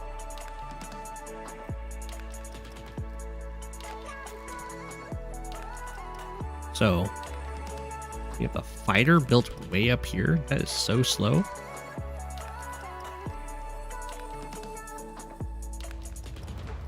Okay, I'm just gonna start attacking. This black boat is now pinned. Bomber moves over to the left, out of range. Ooh, the bomber's moving over to try and threaten this lab, it looks like. With a battlecopter support, we're gonna need to see probably an artillery built here. Maybe 2. Just a mech on this front? That mech's got a lot of work to do here. Oh, okay. Copter doesn't try and fight in. Just interrupts his capture. Ooh, this base gets cleared, although it's not like a free clear. I guess the artillery can lock it down. All right. I mean, that's pretty good. We have double fighter built? Well, that means no artillery from this base. How does Koal stop the lab from dying in a couple turns? I guess you have to build a rocket, but even then, that's not going to be good. Okay, this base gets stepped on. That bomber's very scary. I guess you build a battleship. Maybe pipe runner. I mean, there's some options to delay for sure. Go Mex, go! I don't understand what's up with the fighter spam. I mean, I guess it is going to help here against this Air Force, but it's so... I feel like it's too slow. Okay, we have some nice attacks here. The Trail of Woe, the movement doing its thing. Oh, this fighter is on the field, but you need to... Okay, we build the battleship here. Does it die? Is the problem? Rocket too? Battleship and rocket? Okay, battleship and rocket should be enough to save the... The problem is it doesn't... It saves it for, like, this turn, but it won't save it long term. Battleship goes super dead. The tank is unable to get through and hit the rocket. It would love to. The problem that Koal's going to run into here is that this rocket has to spend every turn firing here. And there's nothing else you can build here, and now this tank will have nothing to oppose it. 1, 2, 3, 4, 5, 6. I mean, this copter can attack this infantry, which is nice. I would have brought this... Okay, never mind. This guy can't hop in. Otherwise, I would have definitely brought him over here.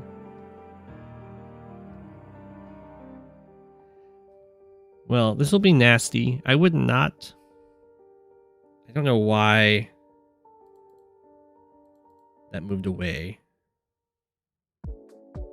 I guess it doesn't matter because the fighter could stand here or here to delay the repairs. There was the bomber.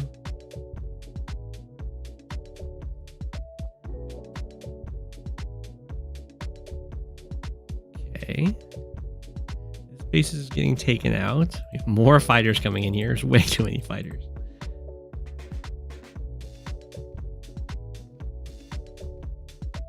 Okay, very good to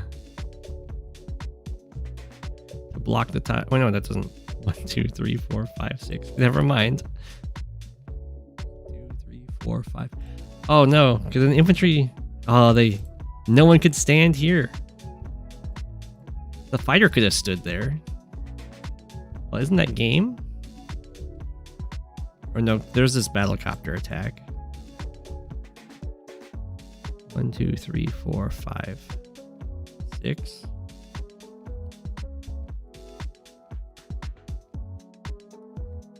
We're gonna hit the rocket. Oh, okay, that only hits it down to 6 anyway. It's not that big of a deal. Oh, okay, we're gonna give up on it because of that. Well, not give up on it, but be a little more long term, I guess. This is a really nice placement of this fighter to stop this battleship from moving down. Space did survive. These ones, however, are super dead and gone. Battleship moves up here. Doesn't quite get in range to save this base yet. We do have the carrier. You just repaired that tank, that's fine. The carrier is pretty much required so that a fighter just can't stand on this lab. And this infantry stepped to here. It might have been a better spot, but it steps to here because otherwise the copter can just attack it within range, the minimum range of the carrier. Oh, forced march. Take out that copter. Okay, rocket's still doing a good job here. 1, 2, 3, 4, 5, 6. Oh, the tanks can still get this rocket though. So are we building like another rocket? Or no, you can just block this with a build, of course. Of course. Okay. Top capture's going through. You just build a medium tank. It does block the way. Ooh, oh no, but the carrier can snipe it. Oh no. That's GG. Build a rocket. Block the battlecopter's access.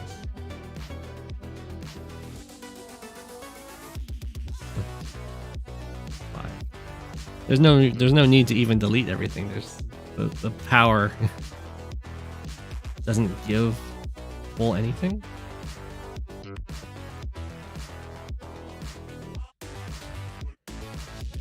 That's GG. Pipe runner. DragonScale has resigned. Oh man, the carrier play. Didn't quite see it.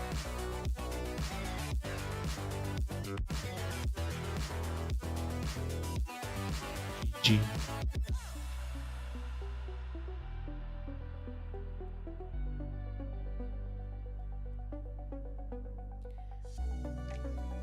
Yeah, the ports being on this island and then only being on this island is pretty rough. But the double black boat play worked out. Well done, well done. Got Habit's game here.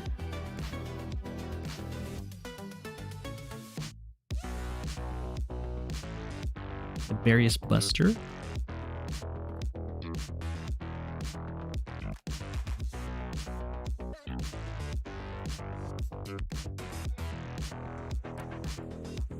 Oh, I know this map. I've seen so many games on this map.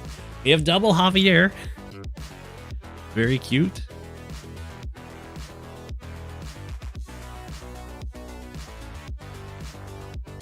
Probably a tournament map. I don't know if this has ever been a global league.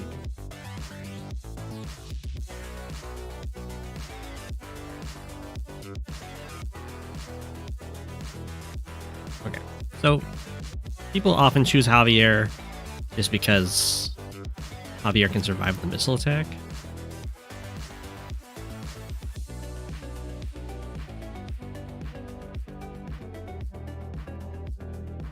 With no towers? No, you start with a tower. Yeah.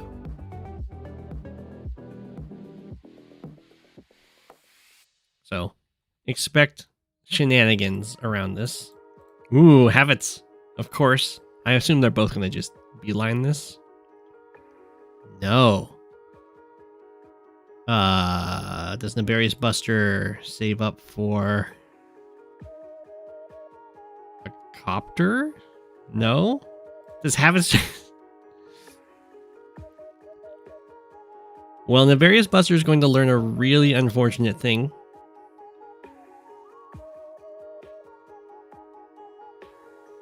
Okay.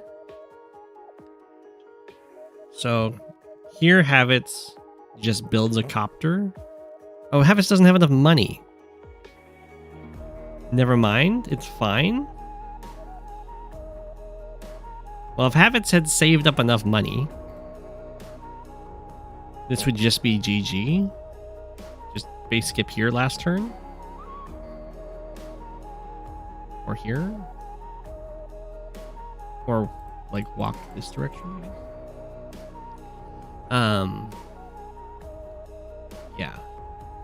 So very fortunate for Naberius that Habits did not just save money for this copter, because that would basically just be good game. The missile can't kill the copter, and if you delete the missile, the copter saves the comm tower, and then you're just a double comm tower Javier against a zero comm tower Javier.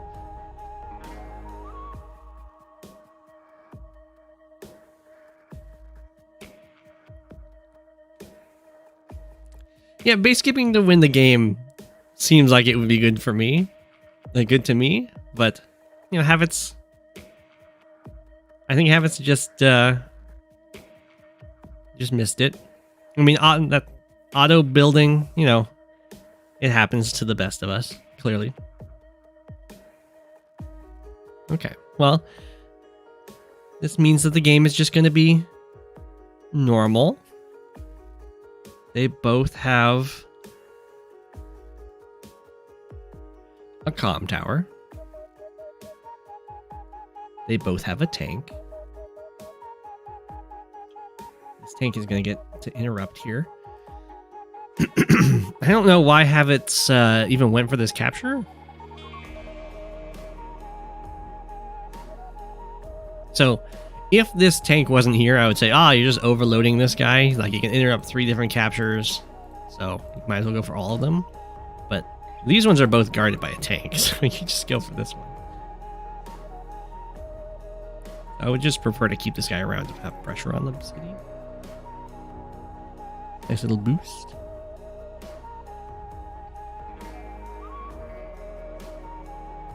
Okay. Okay, we run back over here. I mean, that would have been a nice spot to just kind of chill, for sure. Okay. 2, 3, 4, 5, 6. I'm trying to see if there's like some fancy... Well, you can just get a transport copter, I guess, for Habits or Naberius to suddenly have a huge threat of going for the double comm tower. I guess they're just not feeling it. I mean, it's a bit of an investment for sure. I'm not sure what this guy's up to. Habits does have some decent econ here. We got tanks chilling on properties so that the opponent can't do much about it. We got the copter built. I think I would just build a transport copter. I mean, the comm tower threat is really big.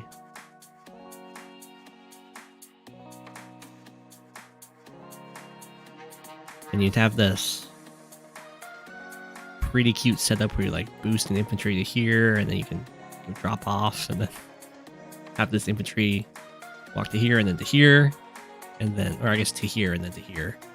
No, you'd have to go here and then here, and then the transport copter blocks here, and you just like go for the comm tower cap. I guess the artillery. No, the artillery is not good enough.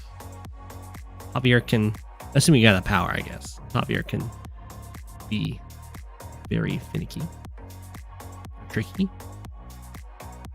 We'll go for the copter instead. It's fine. It's gonna force an anti-air, probably multiple anti-airs, just because it's a mixed base map. Got lots and lots of tanks. The artillery is kind of fine in the mirror. It's going to do absolutely nothing whenever a power gets popped. But when the power is not popped, it does still decent damage. Havitz is a gentleman. The thought of punching an arrow like that would never occur to him.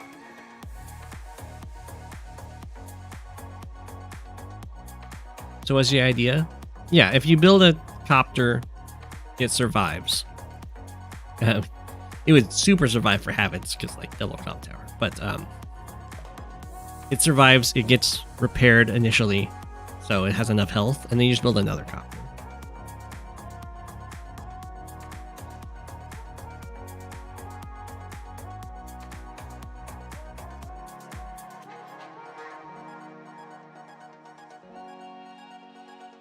Well, maybe Havitz just doesn't have enough money to build the other copter.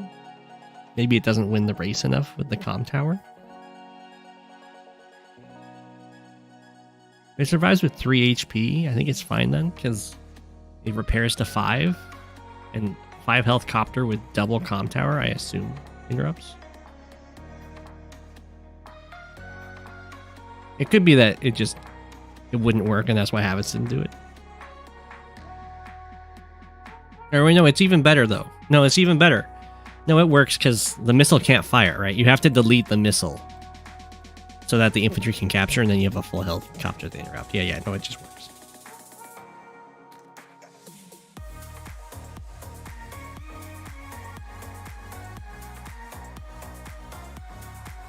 All right.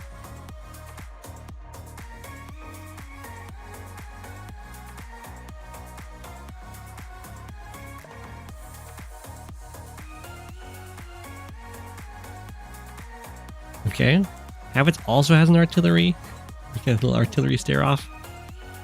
Copter comes in. This is what's nice about the copters, of course, in these mixed bases. To build an anti-air here, you just go hit the other side.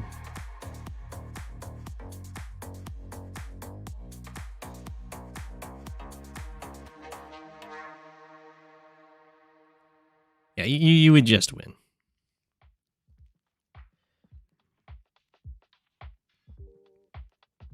Okay. We have another artillery.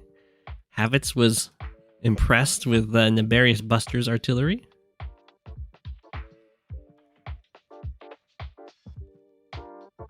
Also has one per front. It's okay. As I said, if there's no power active, it still does its job. They have a really high base damage. Ooh, they've joined together. Their forces combined. Getting kind of scary for this base. Both players have built a mech here. This mech could just walk up and try and threaten this comm tower. Ooh, this is kind of scary. If a transport copter gets built, be some sort of threatening going on. Havitz is up by 1k, now 2k. Has a pretty decent position. Builds a copter here.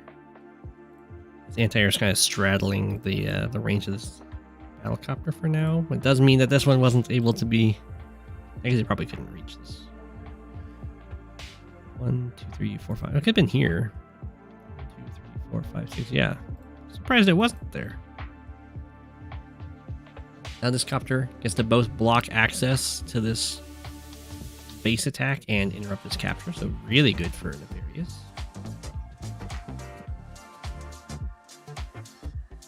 And then the city just kind of gets snatched up. No, not quite. This copter can just...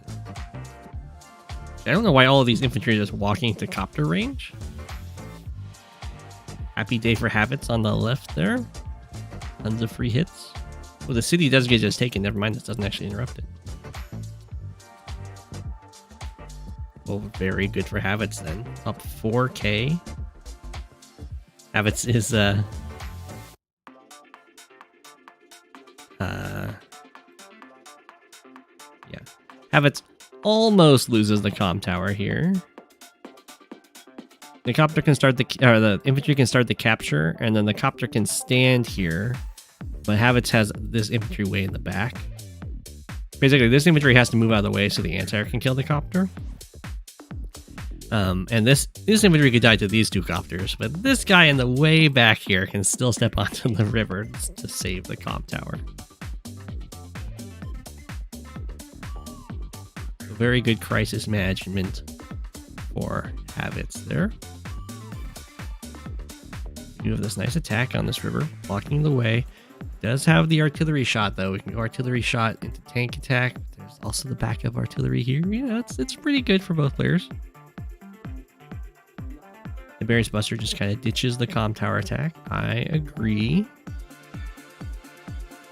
I also like just having this guy exert all this pressure constantly on Havitz. Havitz like, nah, I'm no longer going to let you just kind of threaten to take this.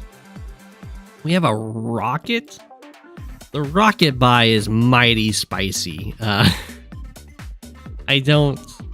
fine with the artillery. The rocket just getting shut down for a turn is real rough. I mean, it does cover the comm tower, I guess. But, I mean, the artillery would cover it as well from here. Buster does get this city, which is very good. Just through pure positioning. These mechs are just a little bit out of range of protecting this copter. We have to build, I guess, like a medium tank or a tank here.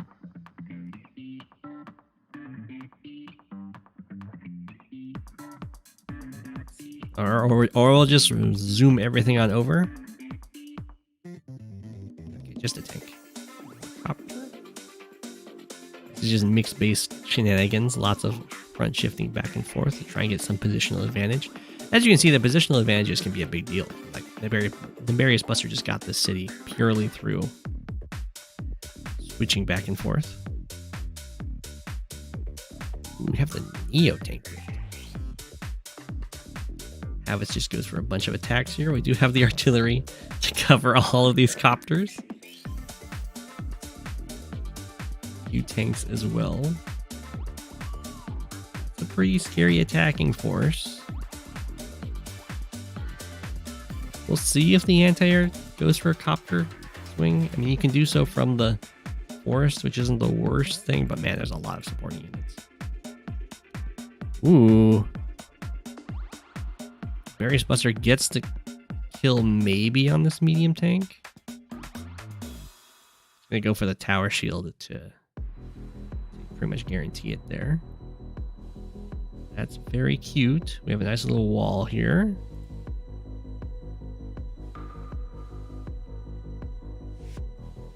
Now you can, of course, have a tank. Actually, the tank attacking the anti-air is probably the way to go. You don't really care if this artillery shoots you with your power up.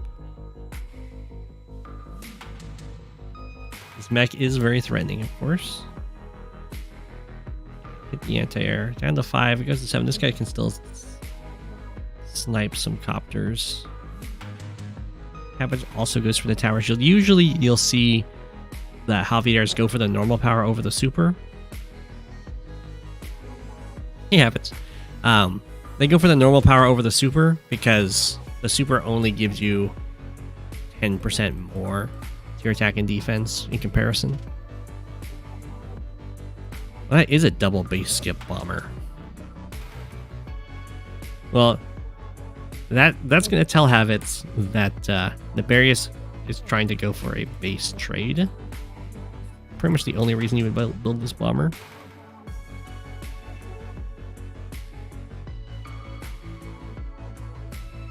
Little wall doesn't quite hold. The artillery does get tagged. Now Havitz can, because this is stood upon, can now start front switching away to try and just save this base. I assume we're going to see a mega.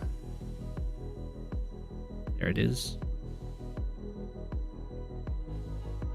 We have a nice little choke point here with a mega as the corner on a base. That's very difficult, especially with a Javier power active. That's very difficult to break through.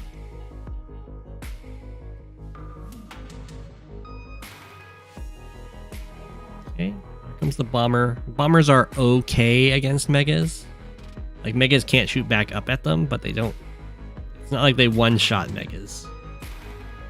It's not like bombers against neo tanks. So Habits is probably just going to join some units together over here because this fight doesn't matter anymore, and just keep pumping out megas. Or maybe not join units together because this fight just doesn't matter anymore. Okay, Habits is not going to join the units together. Habits, I will say the Habits should just join units together over here because the fights on this side don't matter anymore. And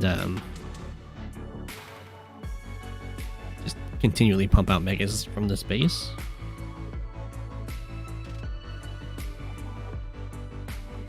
Just like mega here, kills tank, another mega. Okay, well, nothing defends this base. Oh, Habits did join. Did Habits? Oh, okay. Habits does join this copter. This copter. Okay, okay. It's not so bad. Does get the mega pump out.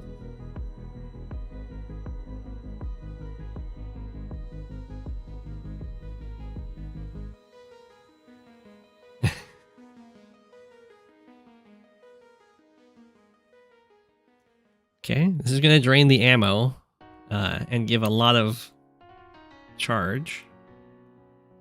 But this mega is not going to look. Yeah, see? It's going to. Although that might have been a roll. I don't know. Yeah, megas be beefy. Maybe that was a roll. There was a lot of attacks there.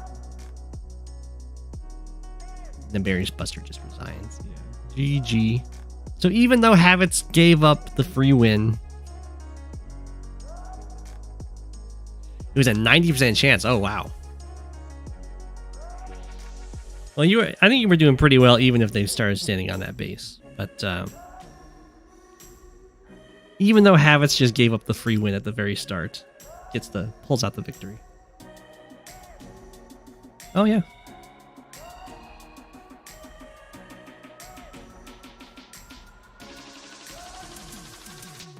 So right here, all you have to do is a single base skip and you win the game.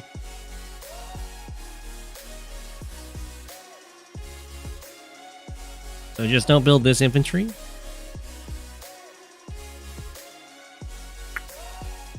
Build it, and now you're going to have 8k. Because if you have 9k, then you just build a copter here, and they can't take the comm tower. And you just win because you're 2 comm towers against you. All because they didn't rush the comm tower and you did.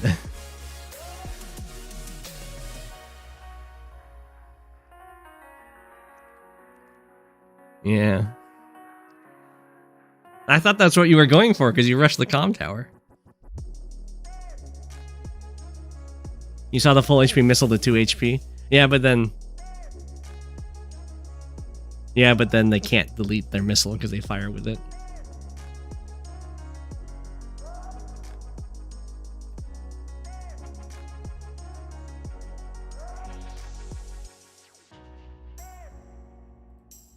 Yeah. If they could fire and then delete, I think they can maybe survive the copter harassment. Okay, that's the end of the replays. Now we get to go into the chill stream. And have my little...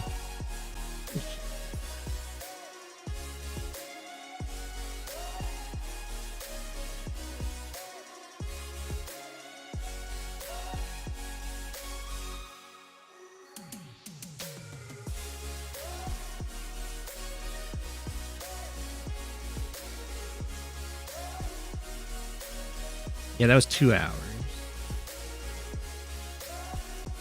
I think that works. There we go.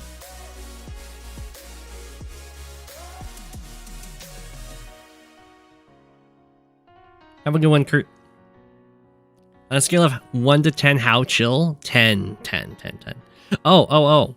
So you guys, since we're on the chill part, you guys have been voting on whether or not to 13-hour workday, whether or not to transition the chill streams into the Advanced Wars by Web podcast on Wednesdays. Let's see if I can bring that up. 1 second.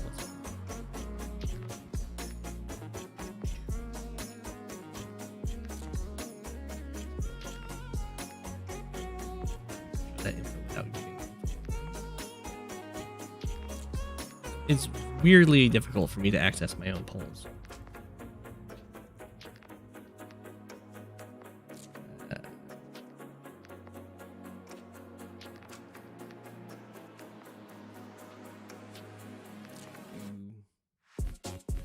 Why is it not under posts?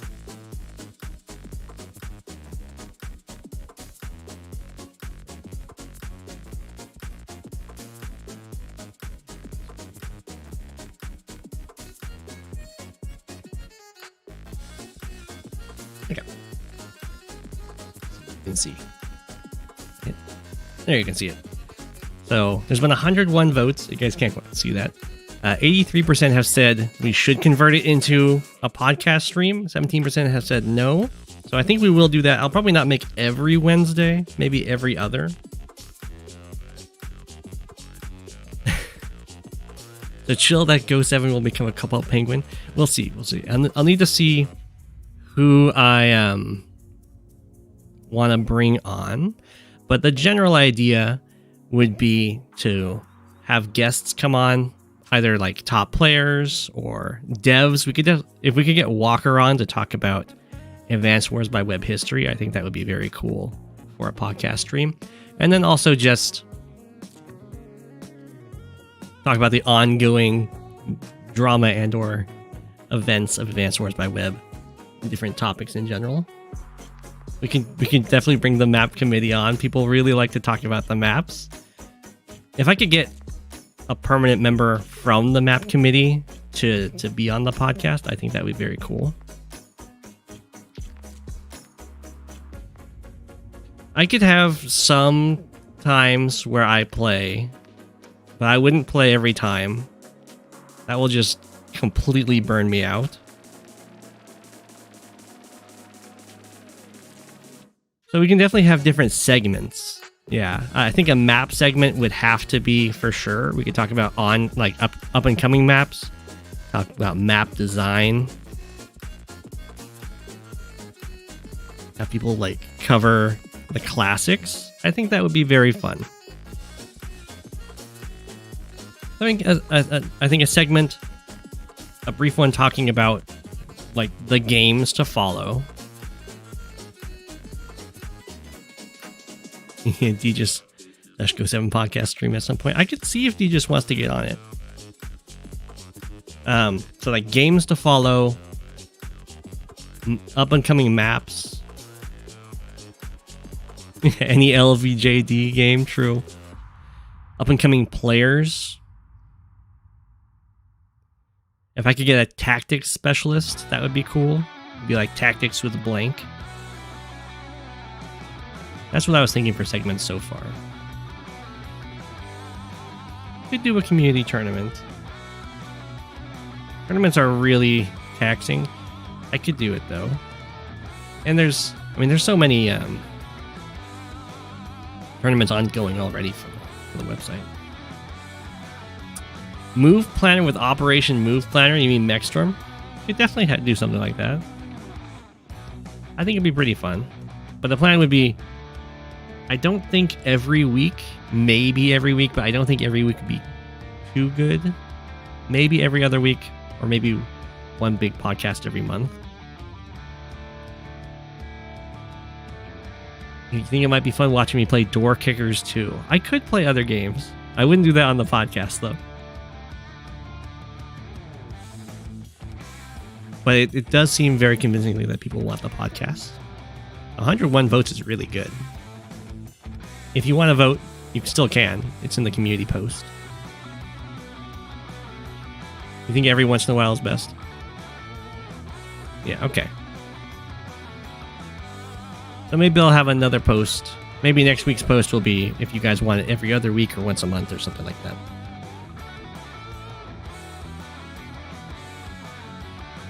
Check my capacity. Yeah. Could be fun. So I'll start reaching out to people for being guests and or mainstays. I'm thinking either me and one other or two other people be mainstays, and then one guest gets brought on. Podcast talking about games, and then you have a weekly podcast talking about a game that's moved one turn. I could do that.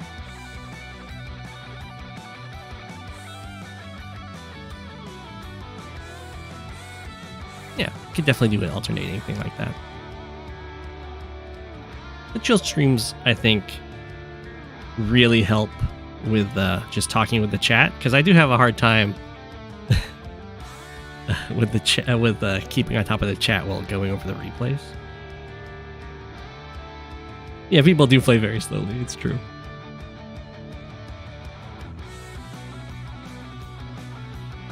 With the right skill set and emphasis, you can hype up anything.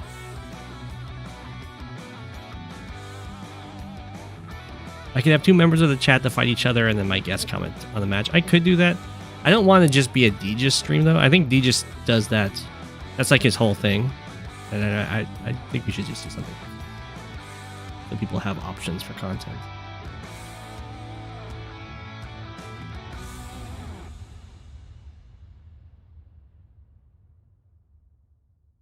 But we'll see. Maybe D just wants to get involved. It also comes down to just scheduling, of course. But at least for the rest of the school year, my Wednesdays should be pretty free. I'm working... I just accepted a job at a community transitions program in the public schools that I work at. And they have half days on Wednesdays. So that's why I was able to do an earlier stream today. Thank you, thank you. Yeah, it's super good.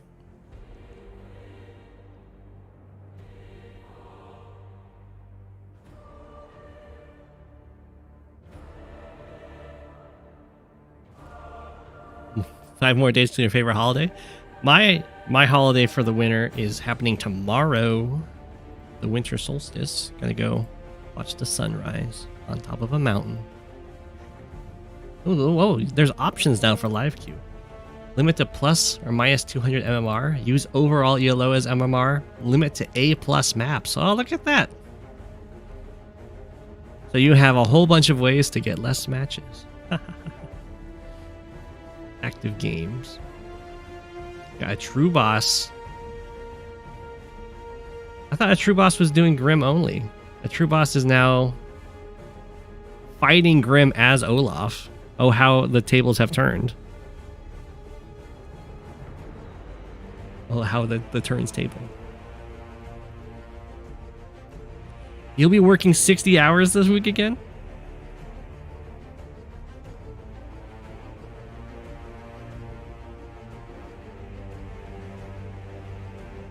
Yeah, the Grimm spree is over for a true boss. You know what? I bet this person thought that a true boss was still on the Grimm spree. This game is looking really... I just like join this game and then it's like completely over because the true boss is taking this HQ and there's no way to stop it. Yep. True boss taking out a Grimm player as Olaf, as one does. Although it looks like it was before powers were active, is that right? Why did the Grimm player build a fighter?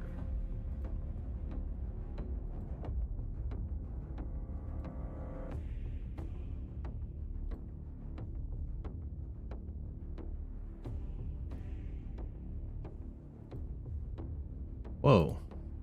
So few units even moved this turn.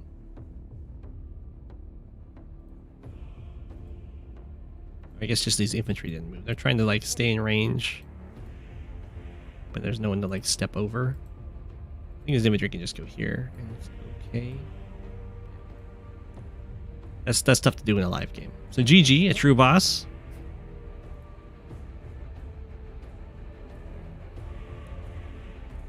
Yeah, habits. That's rough. Work itself is very fun. I'm really enjoying my job too. Oops.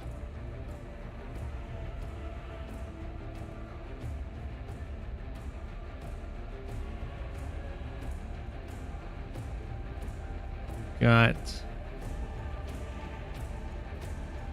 here's 2 high funds. Let's do it.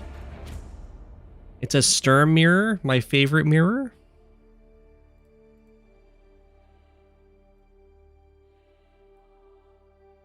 Everyone's favorite mirror, I assume. Make ice. Come on, away they go.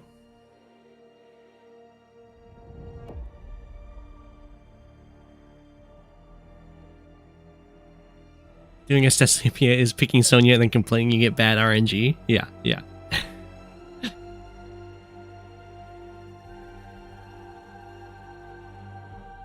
Fluffy's been picking Sonya to then complain about the Sonya HP bugs. Ooh. So no. So this is a Sturm mirror with no early recons. Is it possible to disown players live? I guess I just did.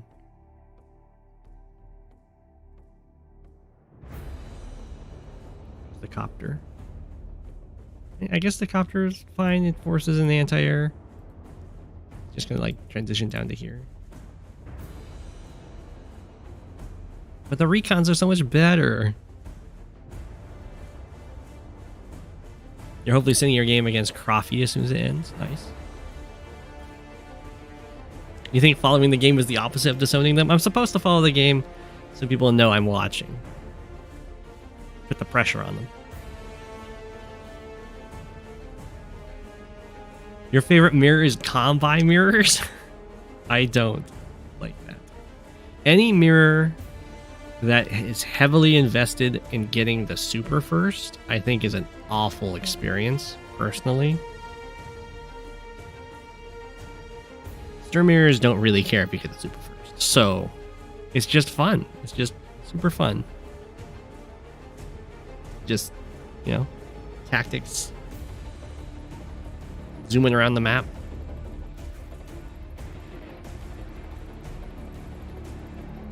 Grip mirrors are okay, I guess.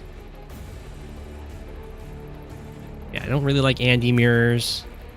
I don't like Lash mirrors. I don't like Olaf mirrors. I don't like Eagle mirrors. Kindle mirrors are okay. Which is good because there's a lot of them.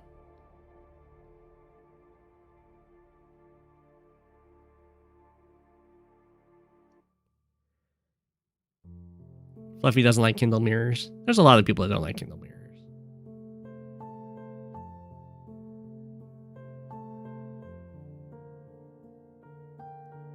Yeah, I really don't like Eagle mirrors.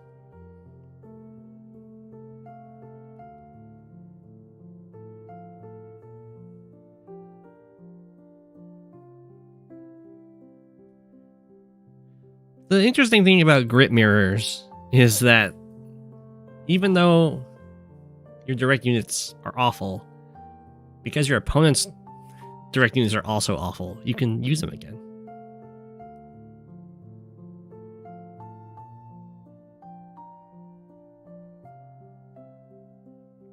You think Lash mirrors are fine on some maps?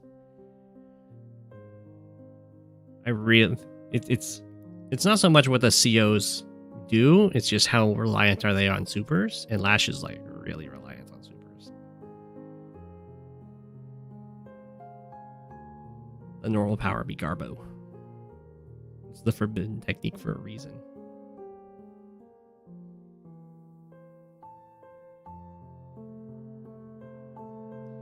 Still no recons. So usually you get some recons in the mirror.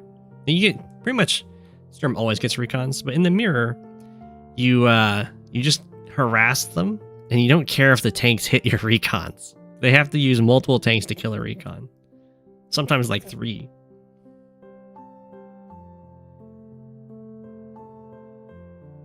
And even though a recon alone can't actually interrupt a capture, it doesn't matter. You just injure the infantry to slow down the economies. It's very easy for a recon to pay for itself.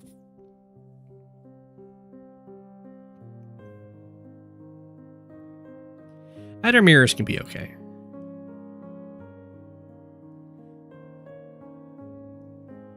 They can be a real slog to play just because it's all based around like zoning with the extra movement and stuff. Sturm with no tower. That's okay.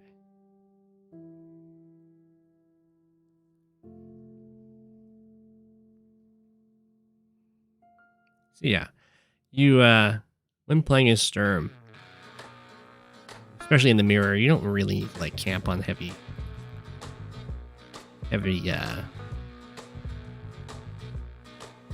terrain. I mean, it makes it so they can't really attack you. But what you're trying to do is play very, very aggressively to get the econ need.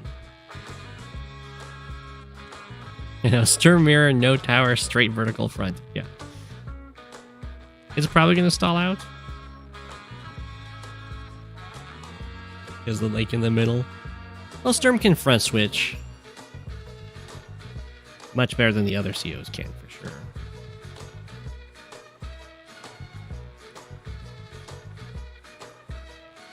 Grimm mirror, you don't play super hyper aggro.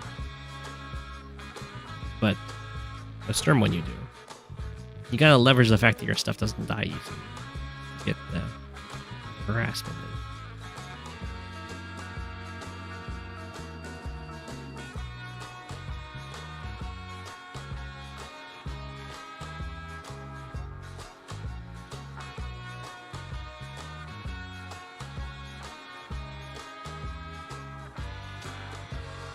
The big stall base locked by Yellow Comet because they didn't move their artillery. Did the artillery fire? Oh, it did. Has it just been sitting here firing? That's not great.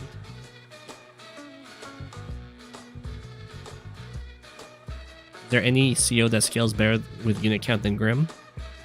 Yeah, it's called Eagle.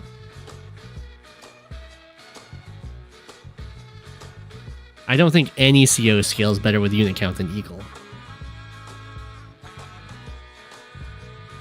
It's really hard to beat double moves.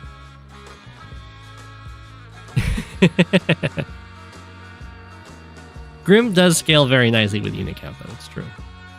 So does Nell.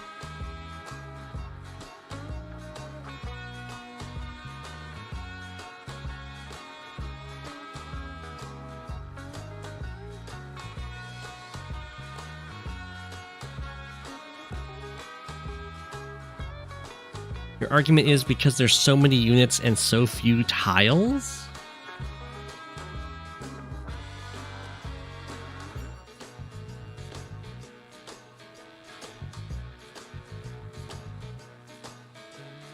It kinda does.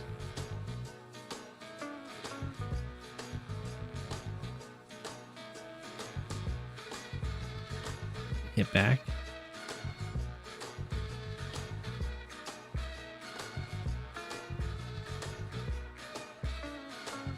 But can't Grimm get one shot? I mean, depending on the CO. And so more tiles just appear as the units get killed.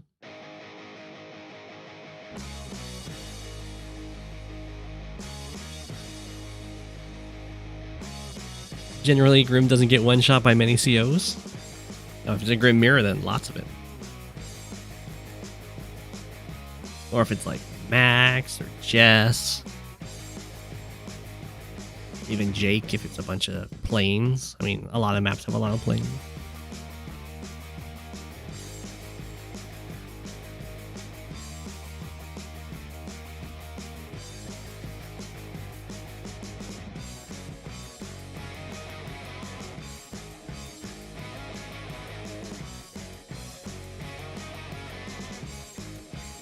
Then you knuckle dust your opponent back into oblivion. Or eagle. Eagle copters on the super.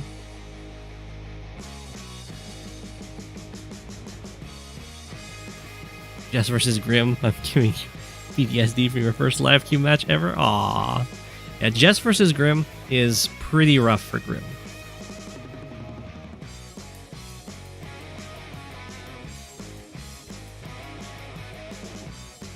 For those that don't know, these anti-airs cannot one-shot these copters.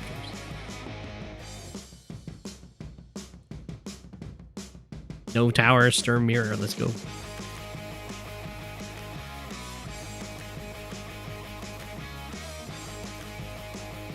We'll see who starts pumping out the megas first. I'm pretty sure Sturm megas can still kill Sami.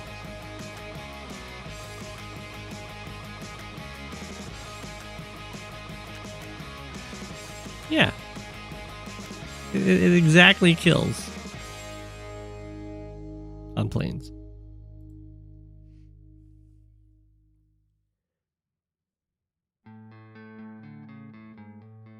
Grimm versus Grimm on a parking lot, 2 bases, 10x10 map, no power-ups, final destination. It would be glorious. It would be the smaller a map becomes, the more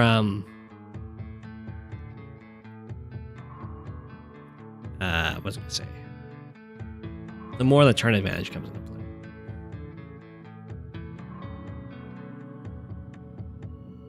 Finally, a use case found for going over 100 in base damage. Yep.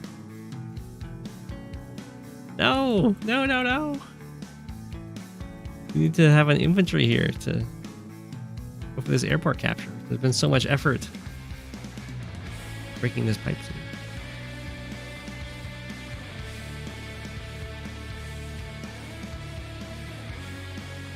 Double base lock is very spicy.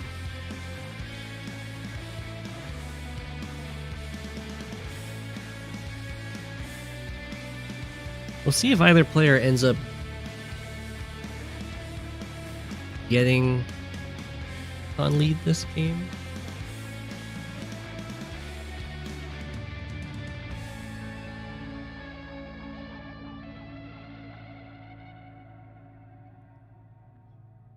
And a base skip. Wow. Yellow Comet is not interested in that unit count.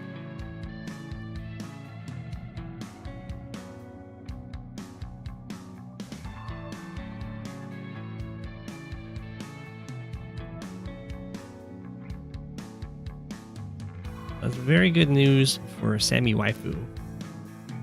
If there was recons also harassing these infantry, then I think AWDS would have this in the bag.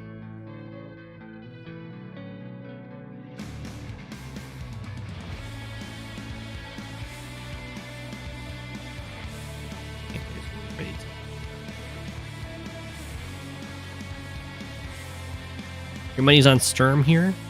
Currently my money's on AWDS because all of these base skips very painful for Yellow Comet. Yellow Comet knows it'll reach 50 unit count anyway, so no hurry to get there. I don't think it will at this rate.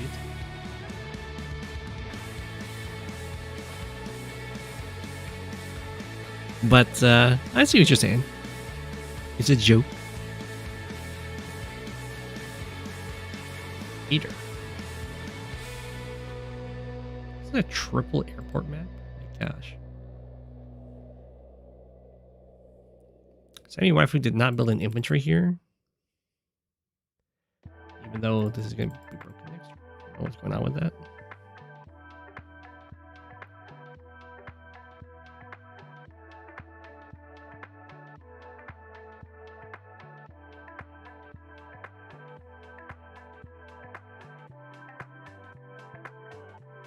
Triple airport to compensate for no tower. Triple airport, triple base. 6 units a turn.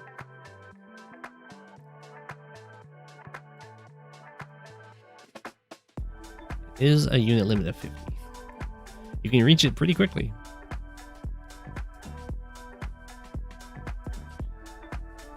So Habits, what was the What was the thinking on putting this into the map pool?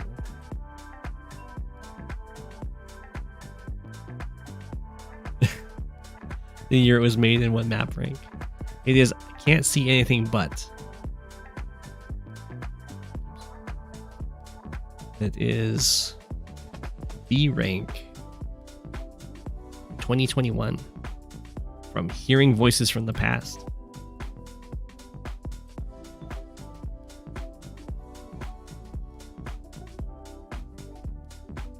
It's a pretty good name.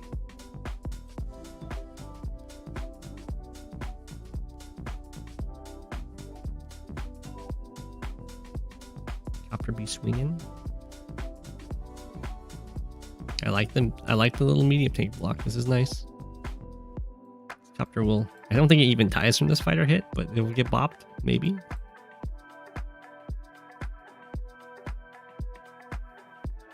Pinwheel just checked map sizes for live play and whether it was complicated.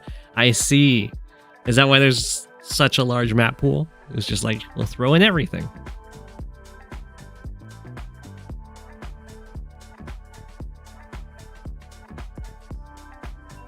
Okay, maybe the fighter won't go in. I mean, the anti-air is pretty intimidating.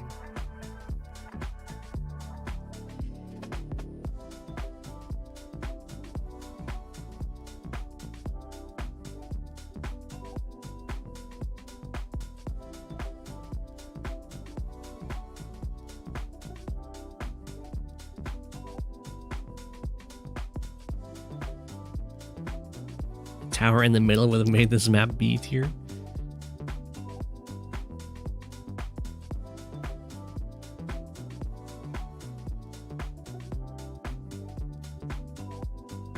Yep.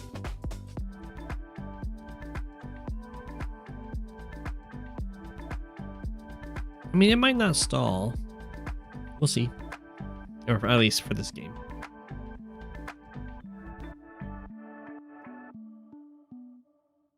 It is impossible to check them all, yeah.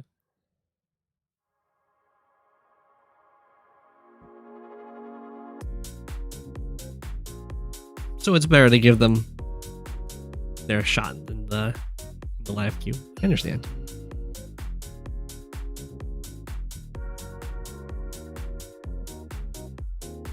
Ooh. Nice interrupt from Yellow Comet here. My waifu does back off.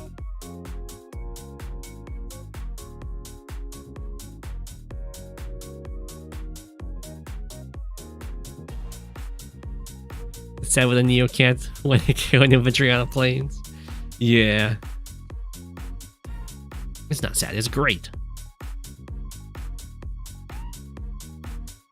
If it's problematic, you'll find out. Because people will complain on the Discord. Is that the plan?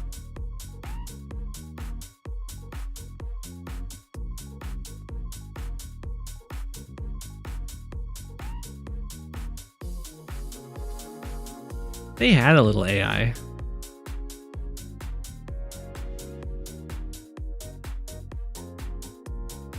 It's been shut down. It's only kind of a... It was...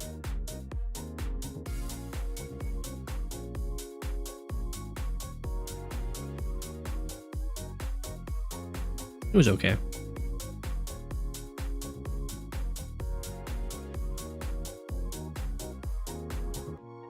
Let's just say people are super vocal in the Advanced Wars by Web community. They certainly are about maps.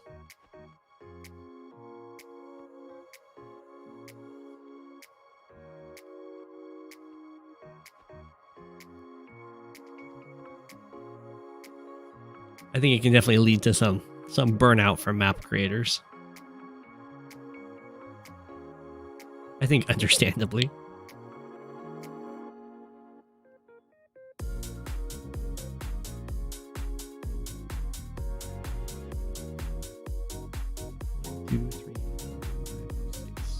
It can't be reached by the anti-air. Do you think a medium tank and a tank can kill a tank?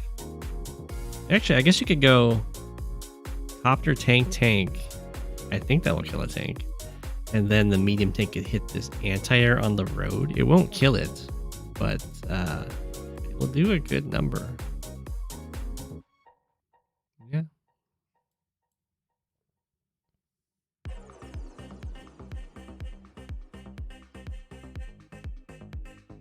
True does provide a lot of valuable feedback. There's a lot of ex map committee people out there. But once you're a map committee member, are you ever not, you know? Once map committee, always map committee.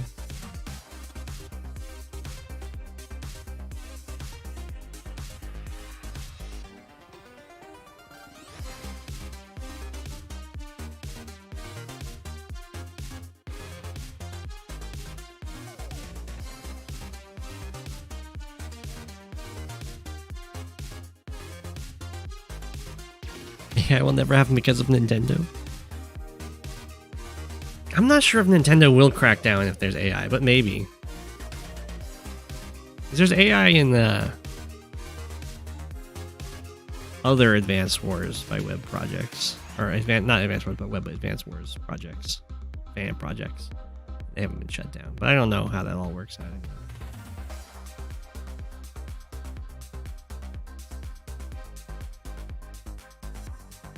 I don't know if it's just like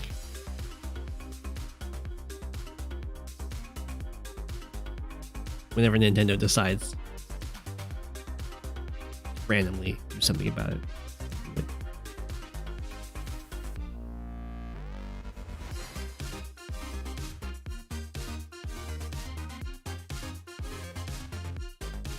I know that's like the logic for Pokemon Showdown. I think. Of course, Nintendo never says.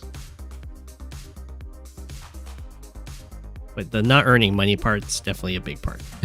a big reason why.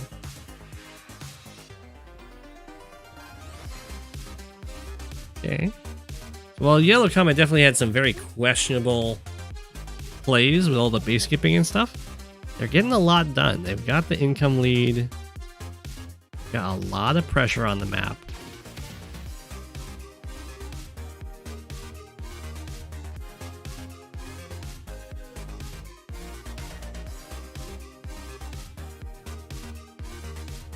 Well, they've been adding on a lot of new devs.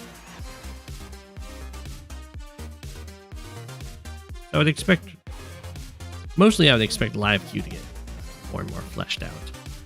They seem to be focusing on.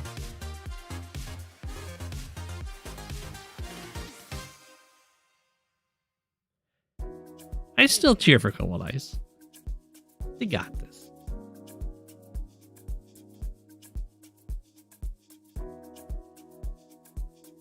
But this is a good example of why in the Sturm mirror, aggression is king. Like Yellow Comet just attacks in, disrupts the econ, and then the counterattack, you know, it's not the end of the world. You just keep being nice and aggressive.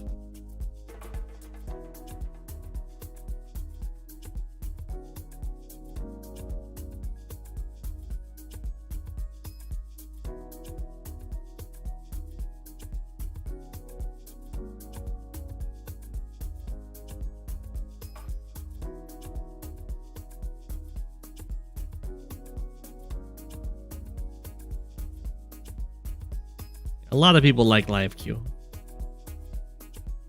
I'm glad for them. I mean, I support it.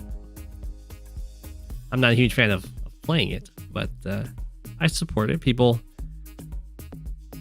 really wanted it. So Lucille, the best way to get involved, I mean, you can DM like Walker to see how you can help out. Most of the devs get involved by creating a plugin for their own little project. But you can DM Walker and ask for how you can help.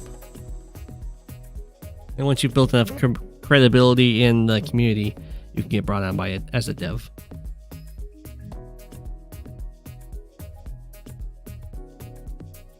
It's all volunteer, of course.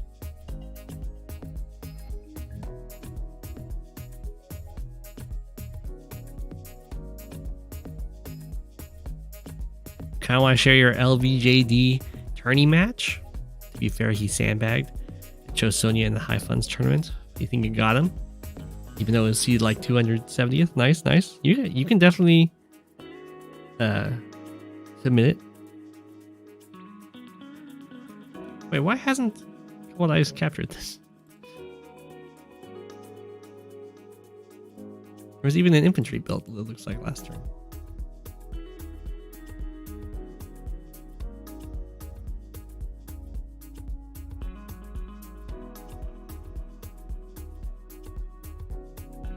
Yeah, the numbers are randomized for that.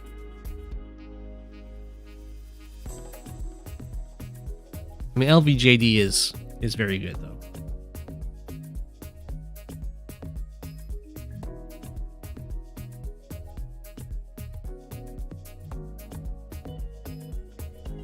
No one can deny it. Though they may try.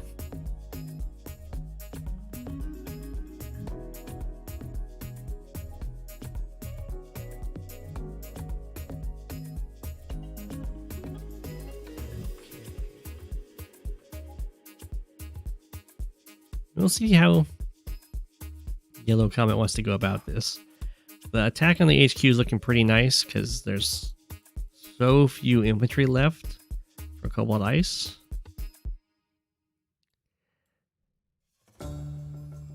Help defend it. We'll see. We'll see. You have a noob tax in tournaments. LVJD might just be one of your favorite players on the site.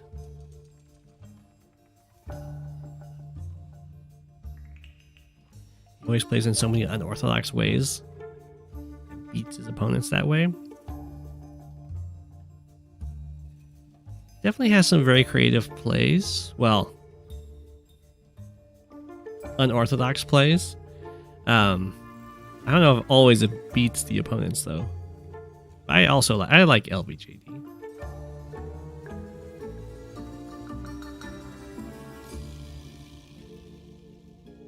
Yeah, he likes to go for HQ cheesy things, which I wouldn't say is necessarily great. I think that's a pretty big flaw personally of LVJD's play, but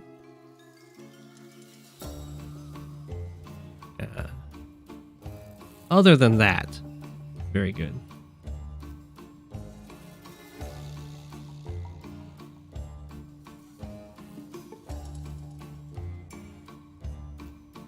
I don't know if I would. I don't think I would call myself very unorthodox. Sometimes. I think at this point I'm just orthodox. I'm established.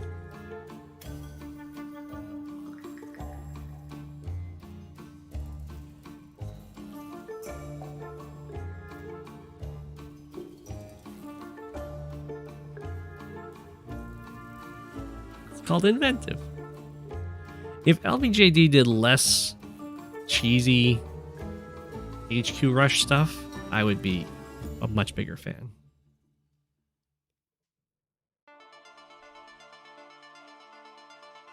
I'm just not a fan. I really don't like the cheesy HQ rush stuff.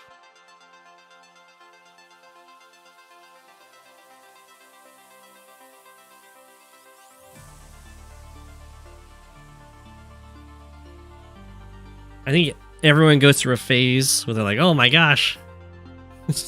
Okay, well, we're going to get it. So we're about to get it. Everyone goes through a phase of like thinking it's super clever. But it's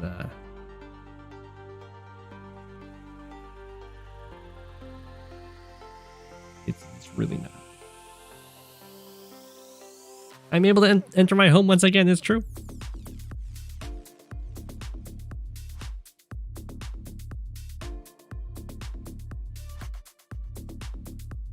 The Neo-Tank can attack. Artillery.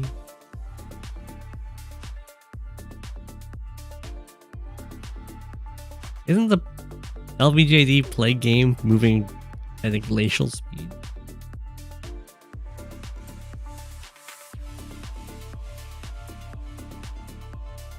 dug back into my igloo. It's true.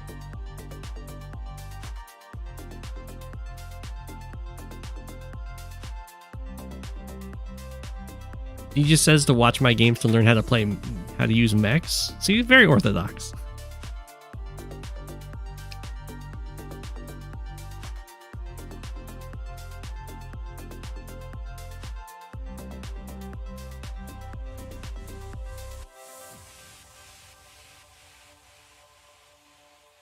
The day like 17? Oh, okay.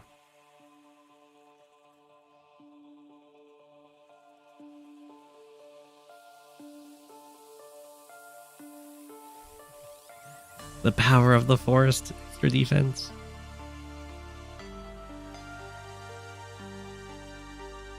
The extra stats from using a power is going to be really good.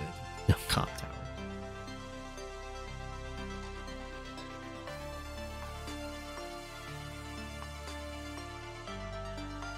You guys think that double bomber can kill a Neo tank on a forest?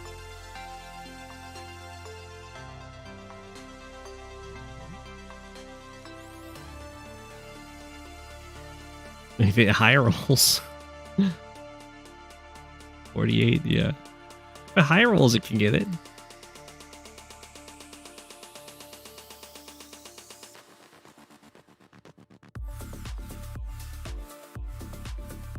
Be quite the investment, though. We'll see, we'll see. It might be worth it because you can like double hit and get a lot of charge, and maybe get your meteor in the end, and then be happy with your extra stats for the rest of the fights.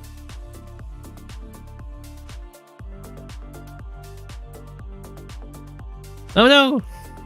There, put back on our bow tie. Spooky penguin mode. Looking deep into your soul.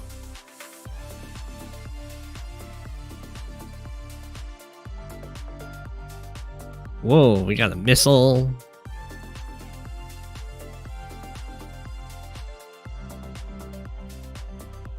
Now, stern missiles are pretty good as far as missiles go. Get the extra speed, which is one of the biggest downsides of missiles.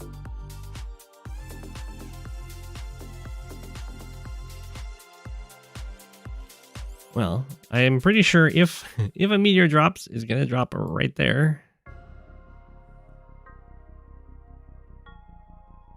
I'm not sure if Yellow Comet can get the meteor, though.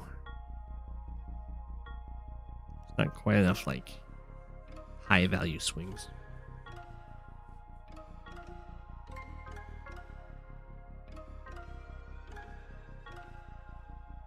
Well, I don't think the missile can kill a bomber, or especially not a fighter. But it does hit them very decent. Oh, I didn't know that they hit bombers and fighters at equal. We are going to go for the... Oh, the Neotank had chip. Ah, there you go. Of course, because it hit this tank.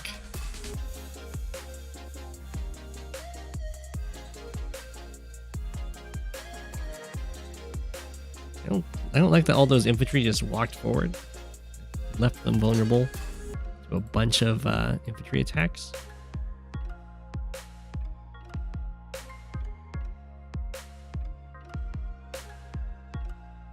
There we go, the first Sturm Mega.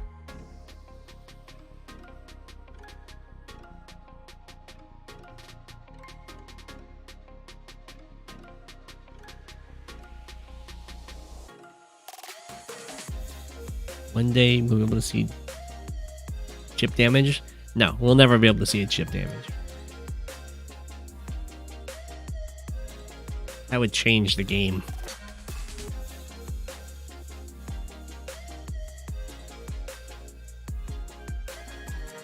At least I would be against seeing chip damage.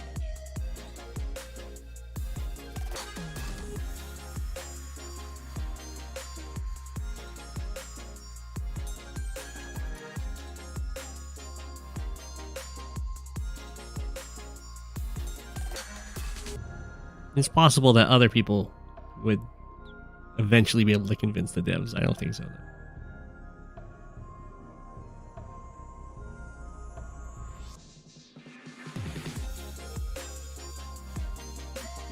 It is a core game mechanic.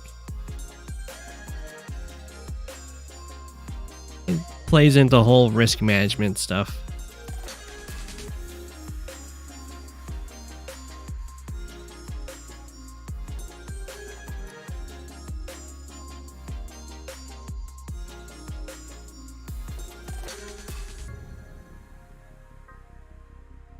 It helps the game stay fresh.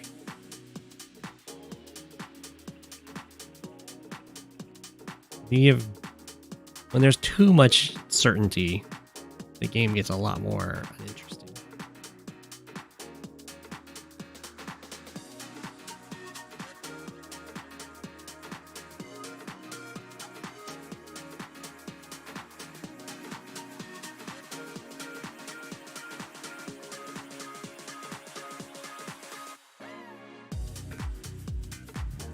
Sami waifu want to use the power. Looks like we're going to try and save up to the super. I mean, it's going to hit all of these fighters.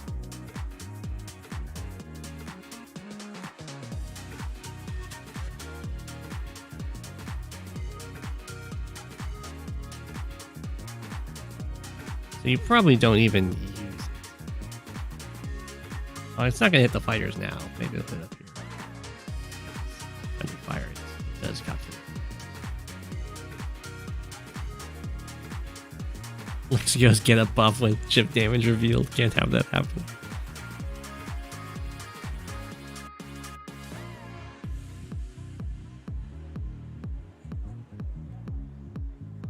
No, I don't like seeing the possible range of chip damage because that just busies the UI.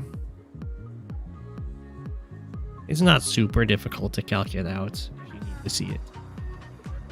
And I mean, the UI just being like this is really, really nice.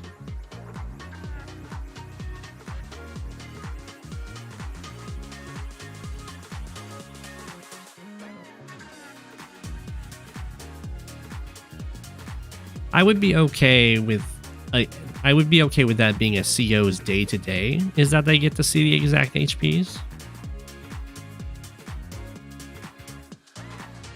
Because that's kind of the point of the day-to-days, or like the fact that there's different COs. It can break the game in different ways.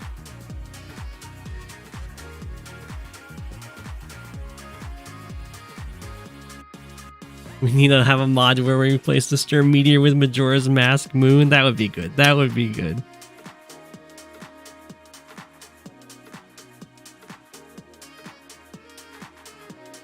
I concur.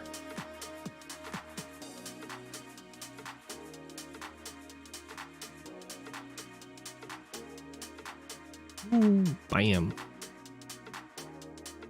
That should definitely have been saved.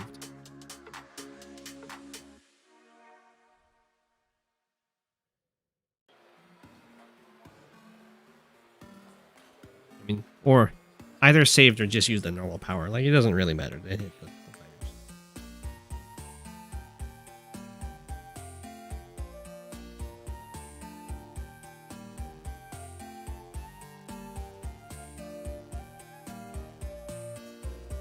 Yeah, I don't think that Sonya's day-to-day currently makes much sense. So I would love to see a change in that. I would be behind Sonya having 0 luck or having all HP revealed. I'd be good with either of those.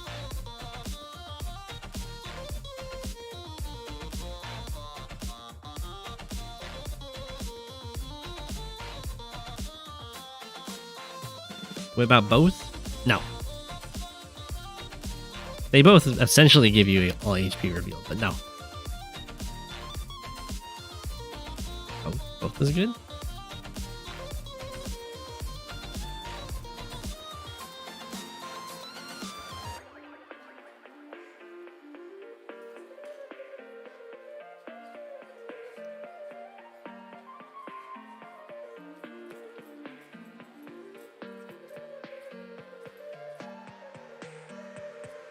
I don't like both because it busies up the day-to-day. The day-to-days have to be succinct. They gotta be...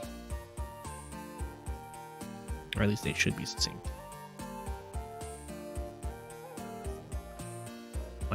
A much better super for Yellow Comet there.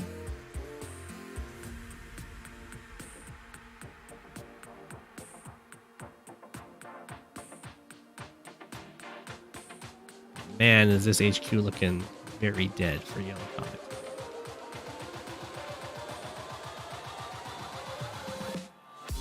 Was an add-on to have an info screen that to calculate terrain cost? Like the one thing you want?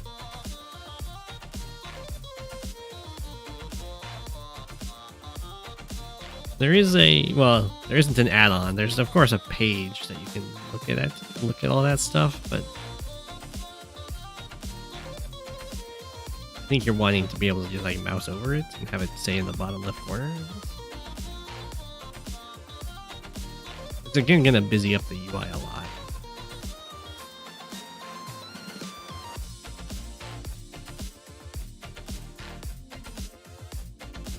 But if it's an add-on, that'd be fine.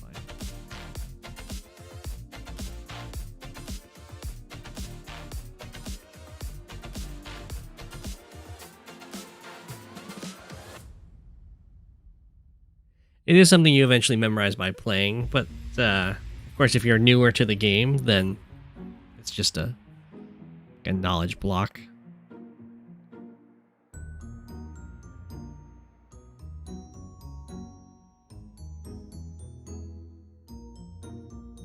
Copter survives.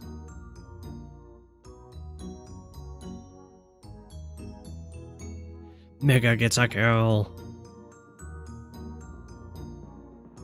Gonna need to see probably a fighter stand on the HQ. Never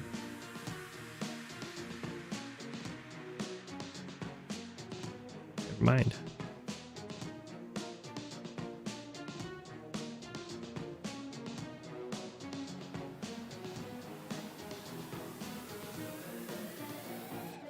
More megas.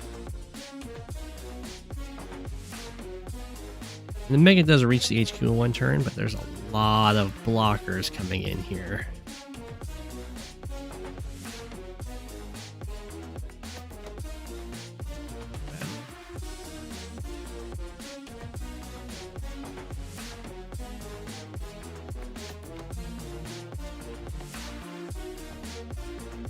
It's not quite good enough. Looks to me like Koal can probably get this HQ.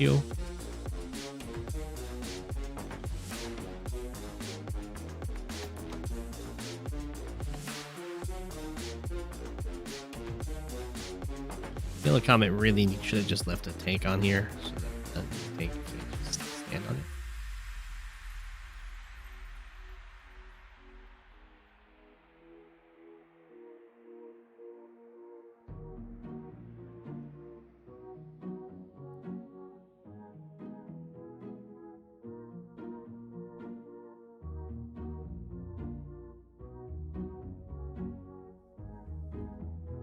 Ooh. I would have liked to see that fighter come down here. Block this tile, take out this fighter. I think that would pretty much guarantee a win. Be wrong though.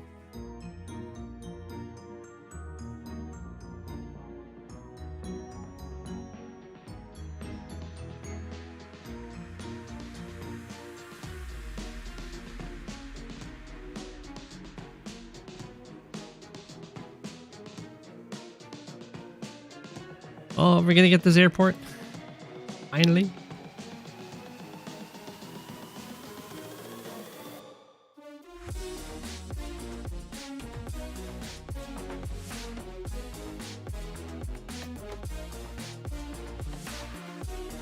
Yeah, I didn't play the original games when I first did Advanced Warfare. So I definitely had a learning curve with what terrains cost what.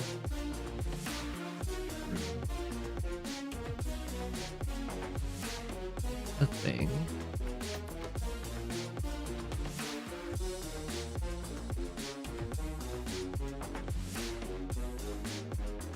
HQ cap has been bungled a little bit here, but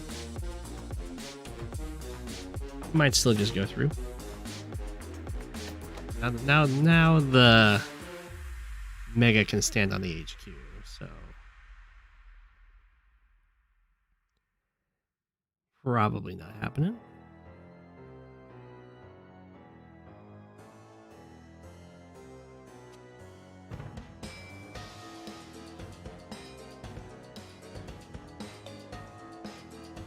Played the original and you still have a learning curve?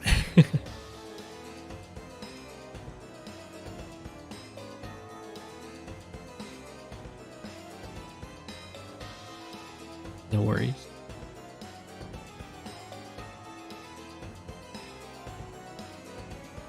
You relate with the learning curve? It's real, it's real. There's a lot of little details.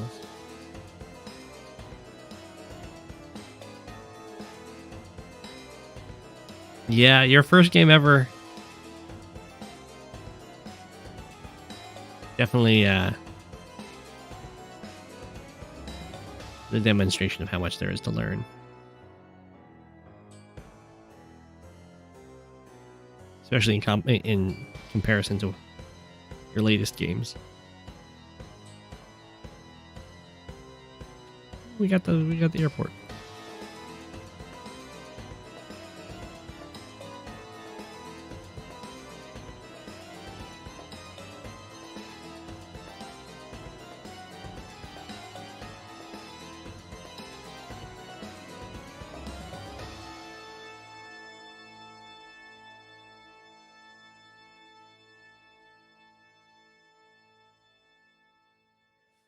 I think the empty missile silos has been a very good adaptation for Advanced Wars by Web. To give themselves another terrain.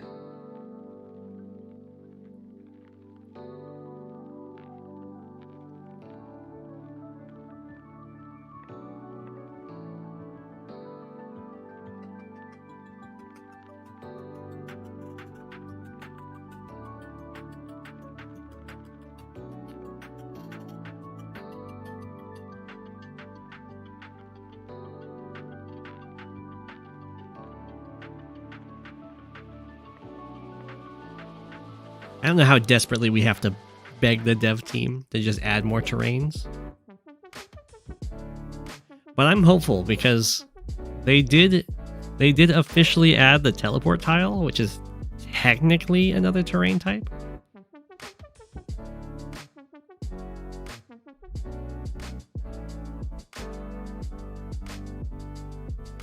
Beg Nintendo.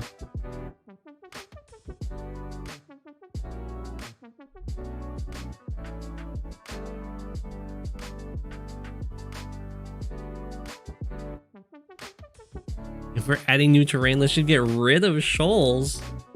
Why do you want to get rid of shoals?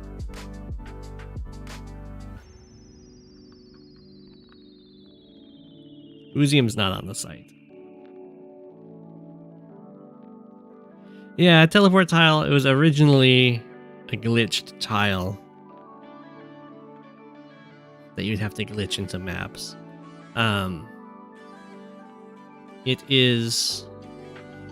It's a completely black tile, and it has 0 movement cost.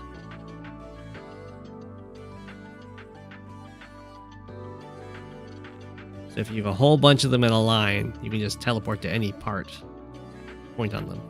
It costs 0 to move on them. But if you get stuck on them, you can never move the unit again. I don't know if that's still true, though.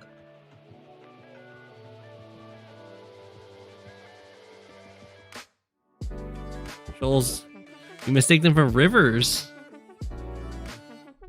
I would think that sea tiles are the ones I mistake for rivers. Shoals are so light blue.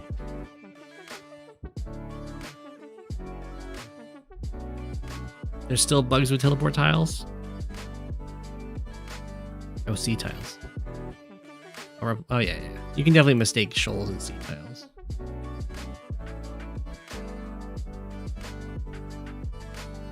That's true.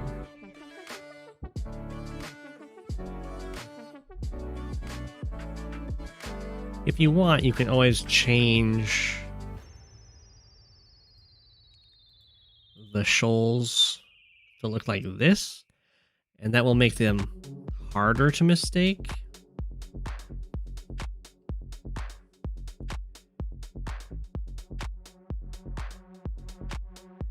But personally, I don't like the shoal tiles looking like this, because it can be harder to tell when you have like a bridge of shoals.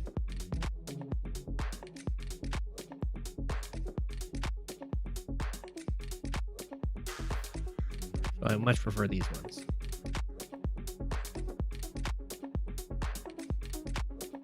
Hate those shoals.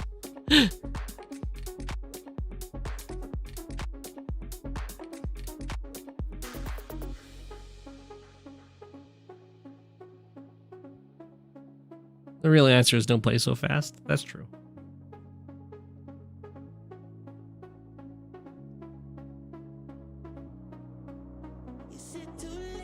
There are some people that live and die by those old shoals. Havits is one of them.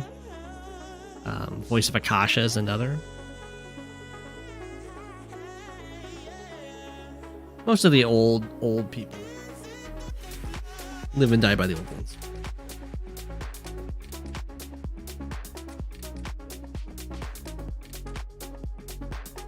I don't think the missile has fired.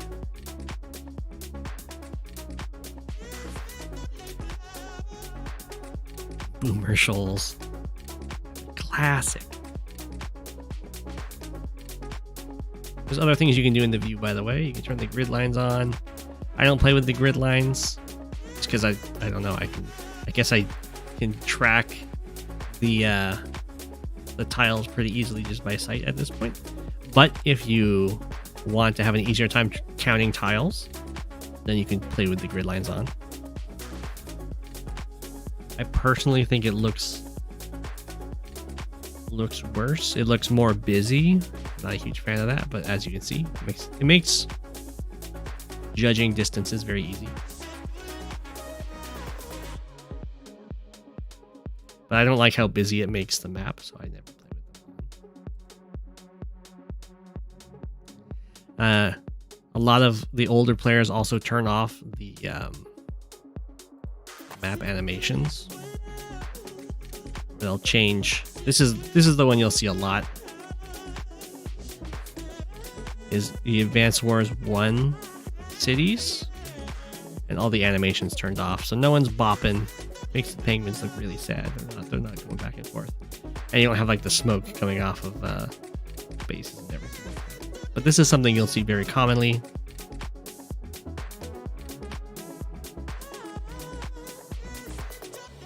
Personally, I think the animations are really good. I don't know what's up with the auto scroll. I've never messed with that.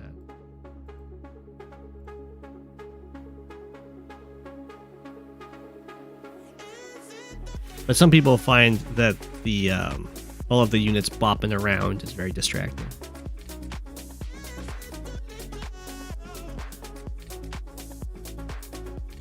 If you're playing in a live game, you can turn off animation, which is different than the animation map theme. If you do this, then I'm pretty sure units just kind of teleport. You don't have the animation of them moving.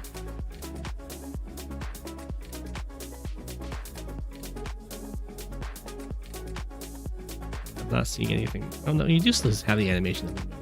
I thought I'd stop that. Maybe it's only for your own units.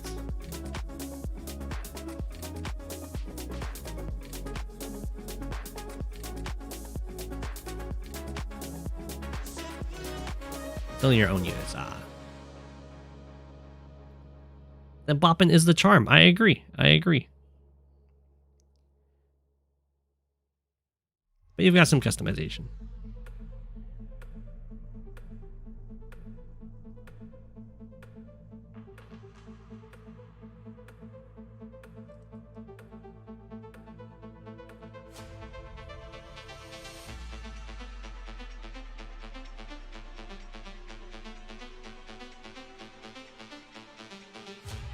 We, of course, also changed the CR themes. I like Advanced Wars 1 because of what it looks like for Andy, but if you want other Sturms, you can. I think these Sturms are much worse. My gosh. Who would ever play with those Sturms? Absolutely awful. Let's go back to this.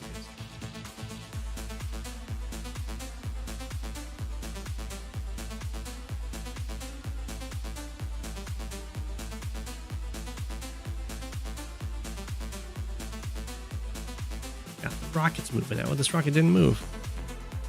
Yeah, we're running a little low on time here.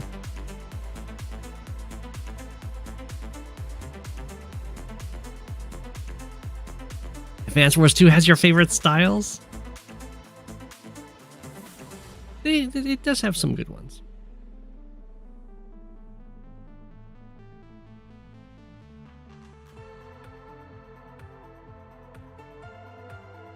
It's true. Everyone wins with options. It's true. It's true.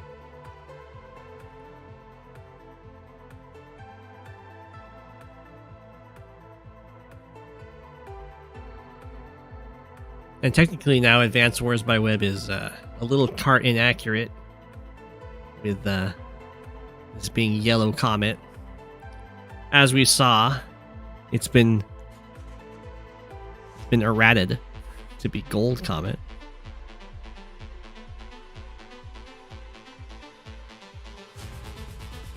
So feel free to bug the devs every time.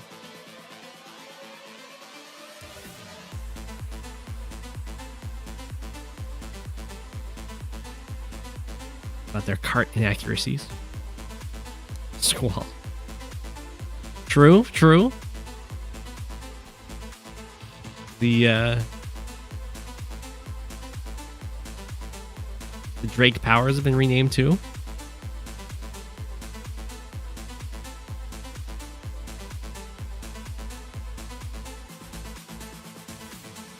We're back to heal that fighter, huh? If we all ping them on Discord right now, that should do it. Oh, I'm sure they would absolutely love that. Where did Habits go? He's not a dev. He's on the map committee. The map committee. Ooh, a poor missile. Just within the minimum range. The map committee is just members of the community like me and you. I think they tire hits. But they don't have any dev powers unless you're both a dev and on the map community. I told you to ping the devs. Oh no. Yeah, Walker's the one you would want to ping. You could just trap the fighter, that's true.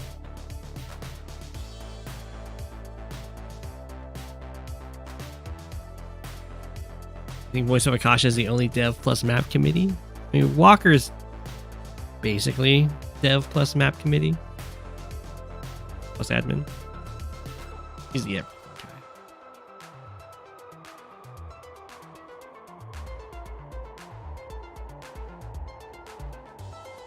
What isn't Voice of Akasha?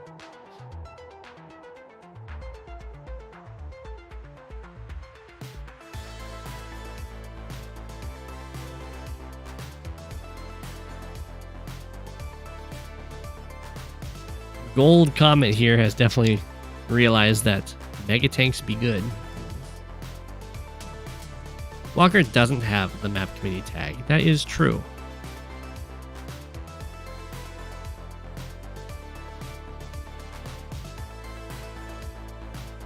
But he does map committee things. It's all just behind the scenes. Because Walker's the big boss. He's technically not the admin, but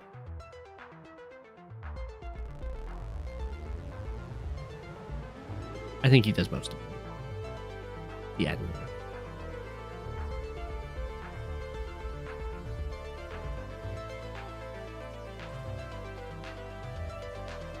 Walker is Sturm. Does Max get minus 20% fire for indirects? Yes. Or is it minus? It might be minus 10%. And minus 1 range. It might be minus 20%. It's one of the two.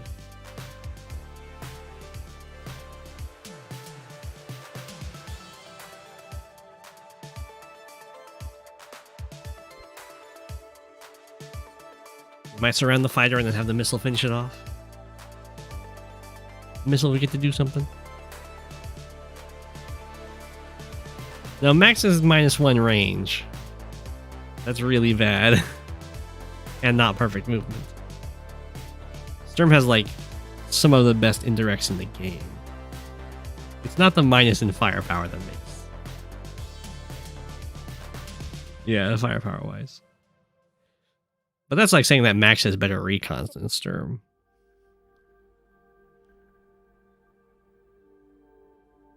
Max has decent recons, but they're not Sturm recons. Which we haven't seen a single one of in this game.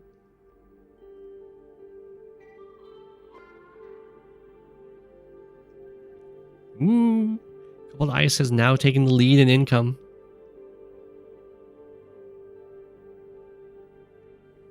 This is day 15. So in 15 more days, the property count's going to matter. It's all about firepower.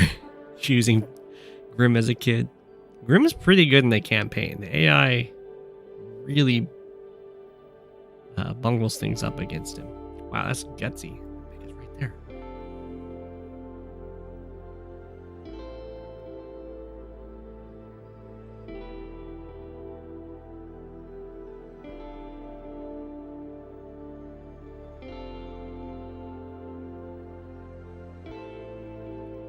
I definitely enjoyed playing Grimm in Advance Wars Strike.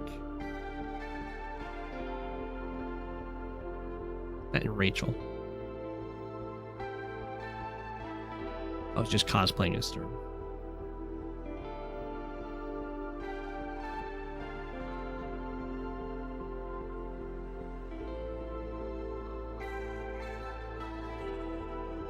Fight them, of course. Grimm just wants to pound old men. That's what he said.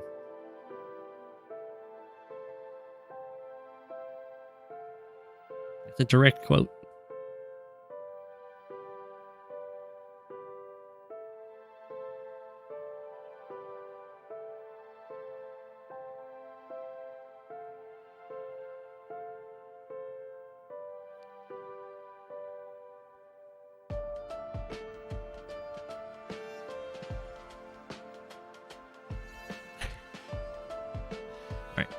Does the missile go for the hit here? Here. I would definitely be considering using the power here for Koal Ice because it will hit this Mega Tank.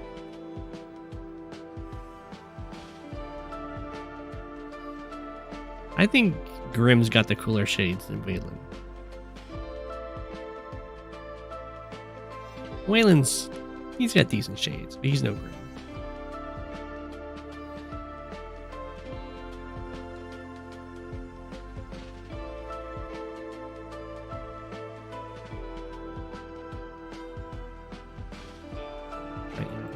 So far, successful.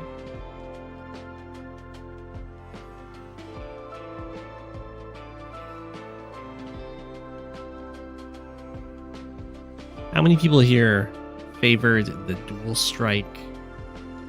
No, the dual strike campaign or the my gosh, what's that game called? The game that Wayland's from. Yeah. Advance Wars. Days of Ruin. Yeah. How many people prefer the Days of Ruin campaign? Dark conflict. CEO palette customization would be pretty cool. Look, we don't play with Days of Ruin stuff in Advance Wars by Web.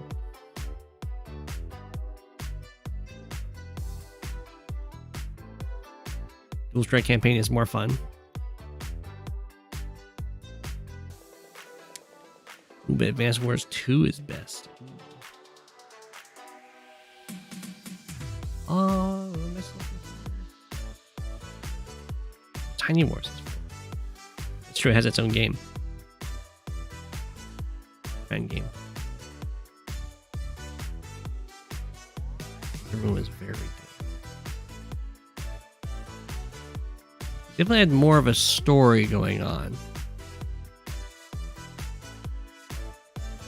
Ooh, nice little normal power. I like it.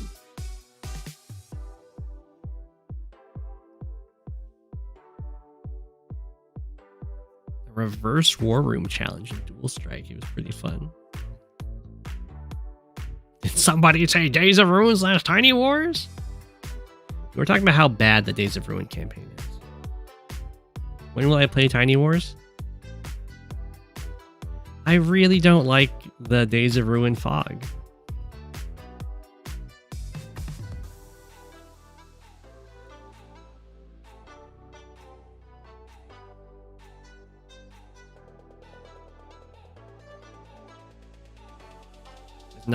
Didn't do it multiple times like Dual Strike.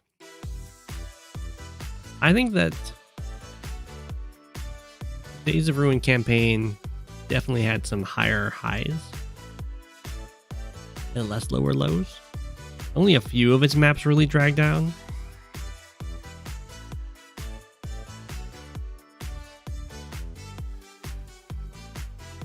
That's like my #1 complaint in the Advanced Wars series, is maps just being an absolute slog. You're top 10 in Tiny Wars Standard? That's awesome.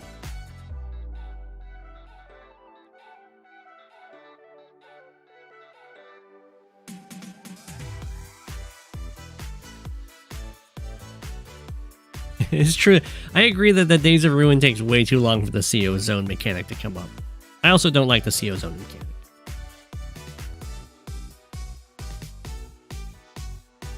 Both. The vision from moving and retaining vision from moved units, I think, is bad, personally.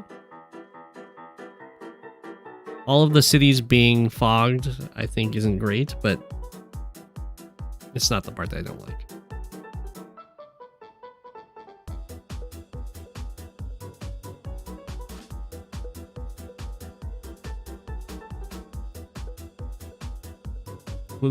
What would be my ideal Orange Star campaign?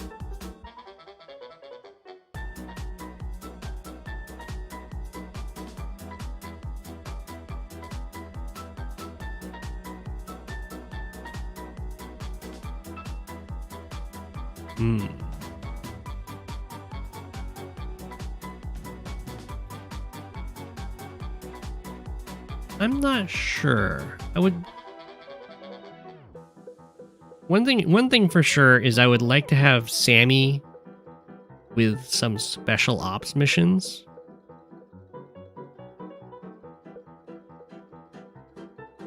I would give Sami the pre-deployed missions, but they definitely wouldn't be like they are in Advanced Wars Advanced Wars 1 and 2. I guess really just 1. I wouldn't have her like going through the fog against Eagle. It would be a lot of positional stuff with like mechs, I think. And transports.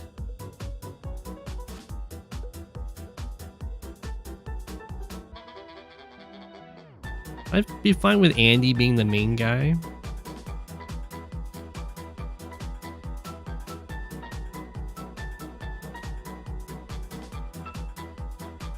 Ooh, Sami Waifu has resigned. Really?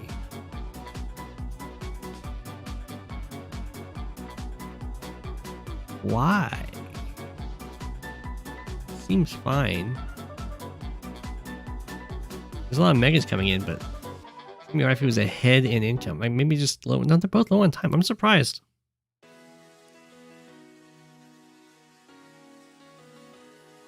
And the resign looks premature to me too. Maybe he just wasn't enjoying it.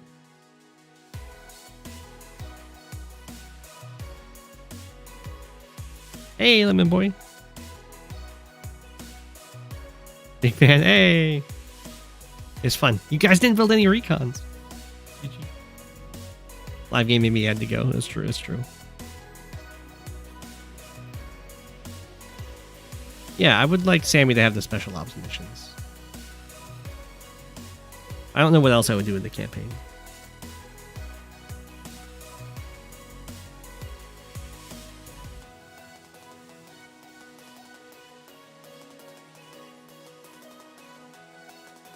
Ooh, old King Koal. King Koal it is.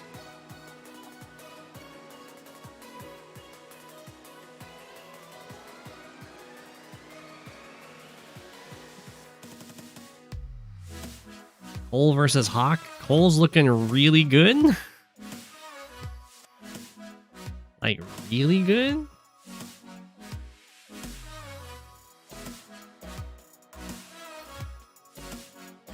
Apart from recon, any tips and tricks? Definitely being, well, for one, you should get off of your base before shooting at the pipe steam. You don't want to do all those base skips. So definitely building more infantry when you've got the free bases.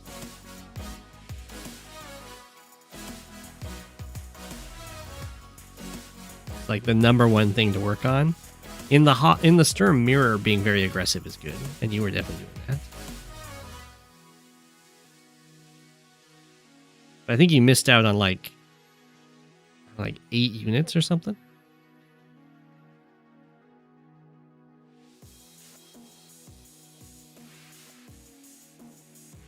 Which probably would have ended the game earlier. As you saw how valuable those infantry were. If you just had 8 more infantry attacking, then it would have been easier to defend on your HQ, and just taking your opponent's HQ a lot easier.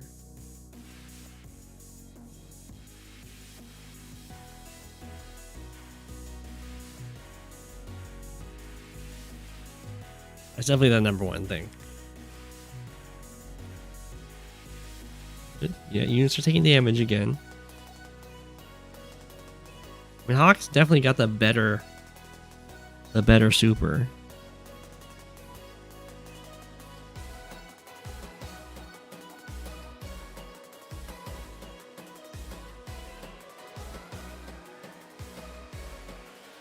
Old King Koal, the head in units. A little bit ahead in income, way ahead in unit value.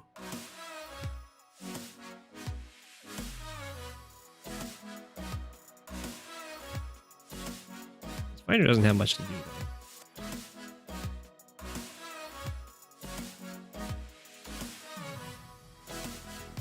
Nicely blocked by Hawke to stop this bomber from reaching the anti-air, but I think. Oh no, actually can't. We'll have to use a Koal power to get this. Should be possible. There's stuff to attack on over here.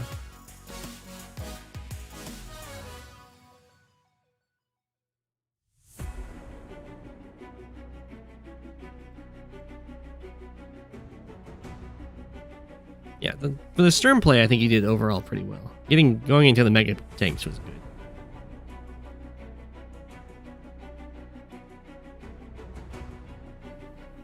And being more willing to just use the normal power for stats and stuff. Worked out. With the anti-air pop.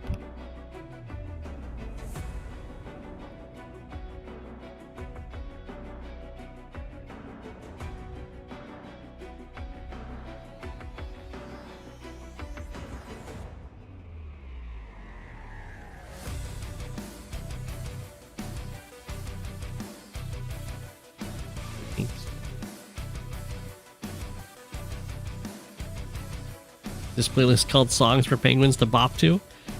It should be. It should be. It should be yellow.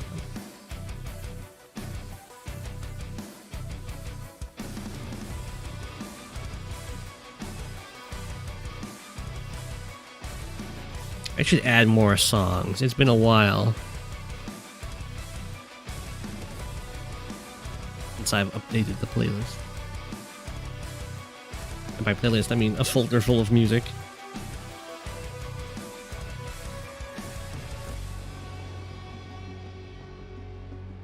Pollo song.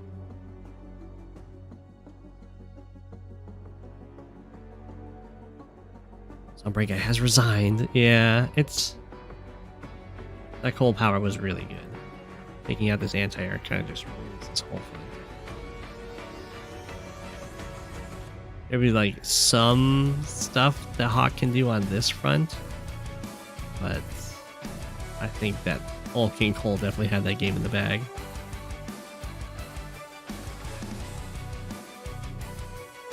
GG.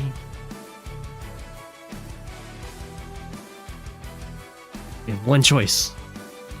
It's Chasing Shadows. It's an Adder mirror.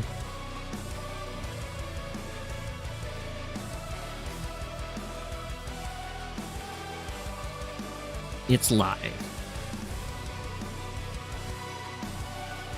Hawke did have 2 towers for a while there, that's true.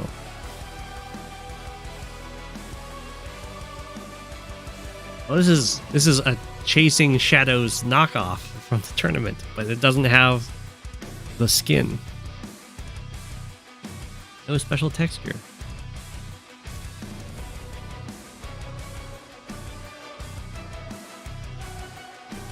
I'm surprised it got put into live queue. This map is I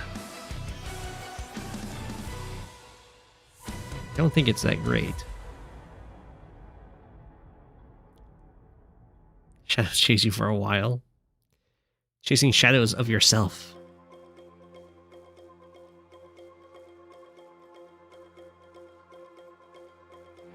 Just play faster.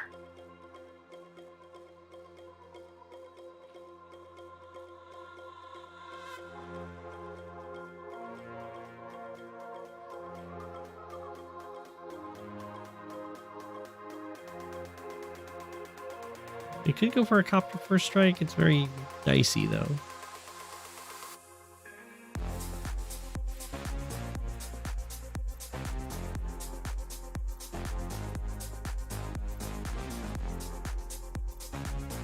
There is like a million maps in live queue.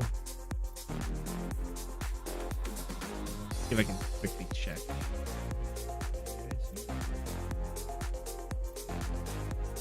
Map list.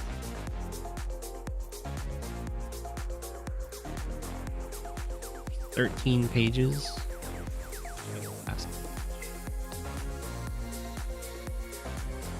Oh, it says right there. There's 325 maps. It's a lot of maps.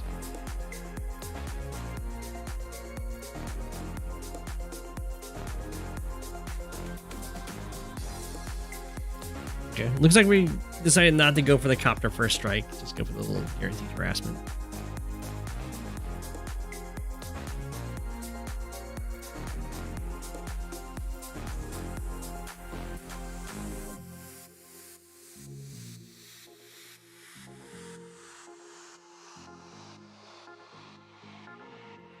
Go.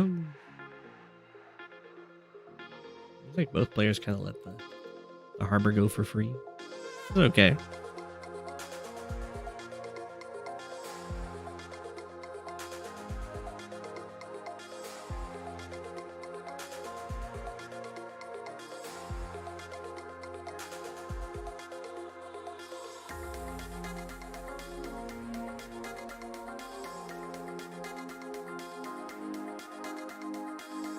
Odd infantry moving out from here. We'll see if we get backed up by an artillery. That's kind of the classic move. Infantry plus artillery, very cost effective. A lot of pressure. Static properties. We do have an anti-air built here. Response to this copter. Does cover both of these tiles. The pipe seam here so the copter can't just strike. Range. Though it can go after this. Probably will.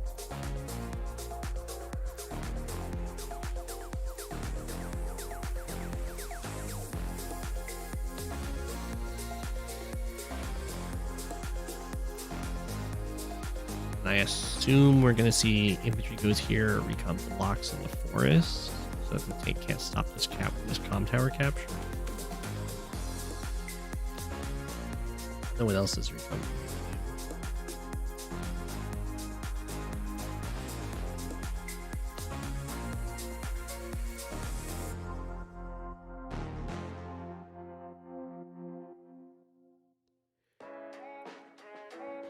But we'll see. I would potentially get Koal Ice with 2 comp towers to 0. Or, yeah, well, to 0, that'll eventually be 1, and then maybe 3 to 1.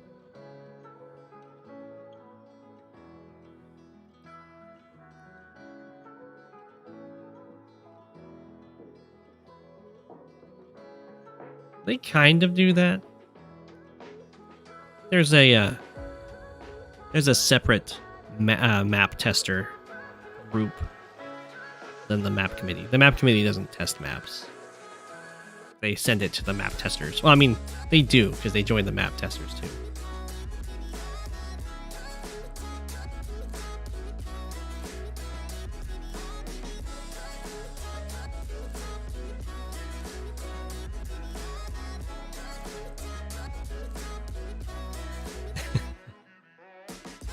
If you want, you can join the map testers. You'll just have to ping a mod on the Discord, or like the general chat. You @mod, be like, I want to be a map tester.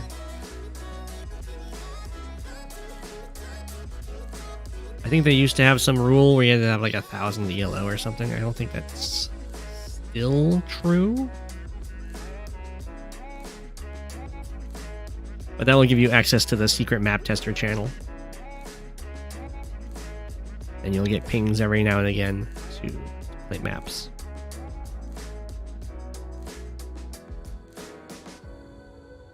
Yeah, it's secret.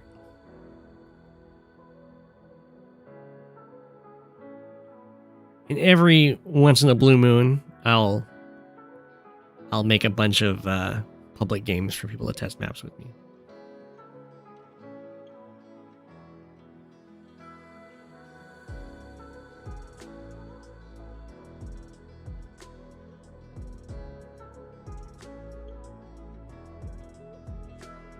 $2024 goals, yeah.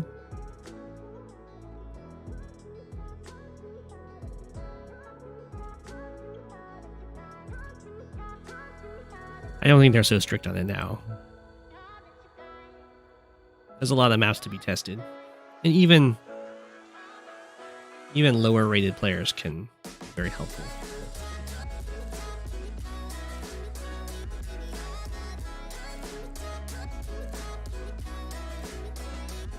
Does one need to know the secret handshake and vow allegiance to a humanist to join the map testers? No. One just has to express interest, as far as I know.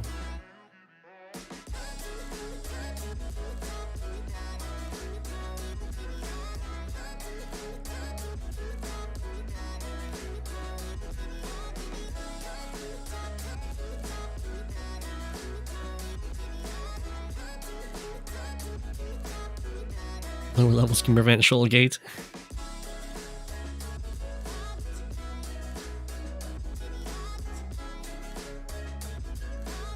The main thing they'll be looking for when you're testing maps is whether or not the map stalls. That's their number one thing. Also, if it's fair, of course. If there's like a turn advantage. If it's fun. Like a little more subjective.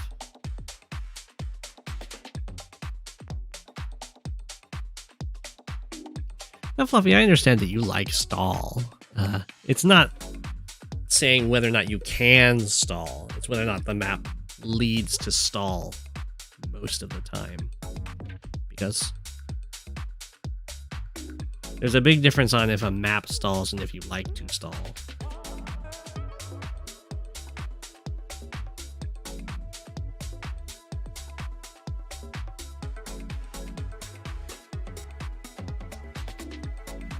I really like this property capture. Kind of forces. Well, it could cause this property to be delayed to have this guy interrupt. And there was no infantry in range to start the capture yet.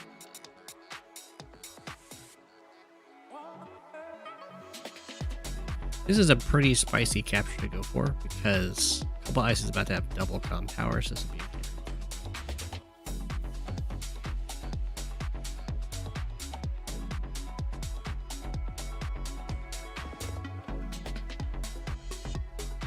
tank following this or on this front, so anti-air is going to be a real threat to these poor copters, and also this infantry covering them.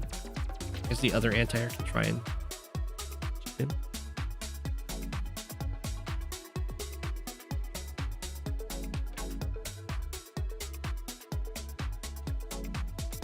We'll see. We'll see. Yeah, I would highly recommend joining the map testers. They're always looking for new members. There's a lot of maps to test. It's also a good opportunity to play against higher rated players, or players that you just like don't usually see playing games. If you want to play against devs, for instance, Walker doesn't tend to play the games, but JJ will play the games. JJ Empire 64. Sometimes Fontaine will play games.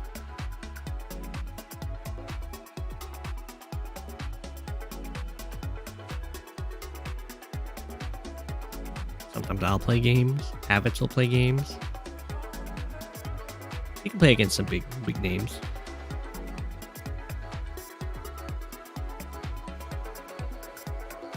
You know, in a relatively casual setting.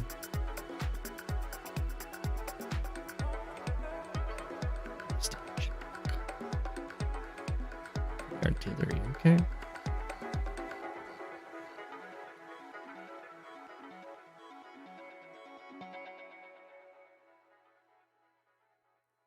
This base gets some serious unit count problems. I think I also prefer the Penguin's position. The one thing is this anti-air is going to be a problem.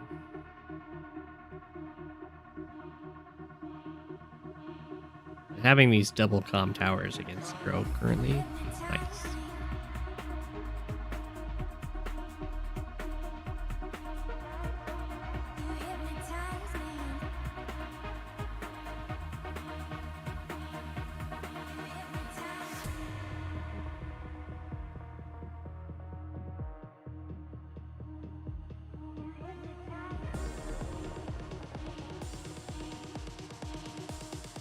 Here's the unit count on this base is going to be really stretched thin. This guy's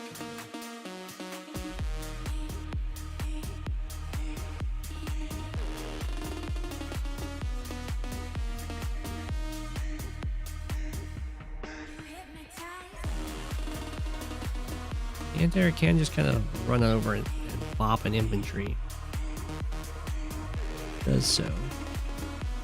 Probably should have done it from here. A more central position. That's okay.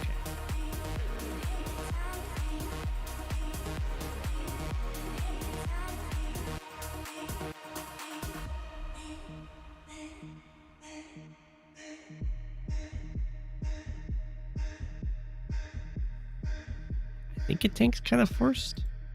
Gotta deal with this anti-air somehow.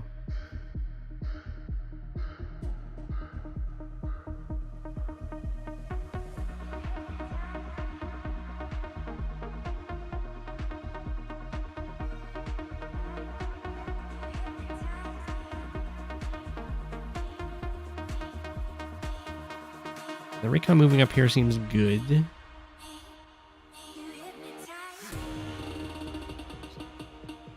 Drop off somewhere.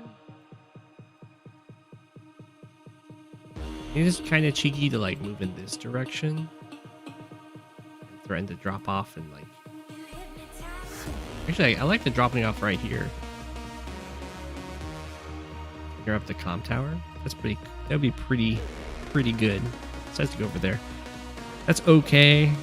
Kind of gives these units something to fight. I really like this one. Drop off here and here. The artillery can't attack you. You'd have to base skip. Can't even reach this one. 1, 2, 3. Interrupt this comm tower. You get to maintain that 2-0 comm tower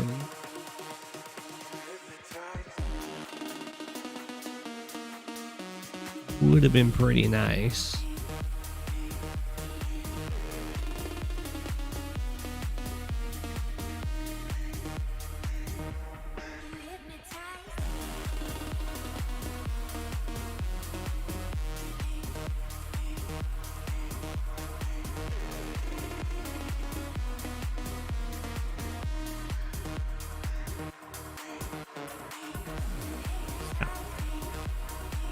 doesn't have any free hits. Come down here to be really threatening to this tank, and then the recon can come up to be another thing that can try on tower.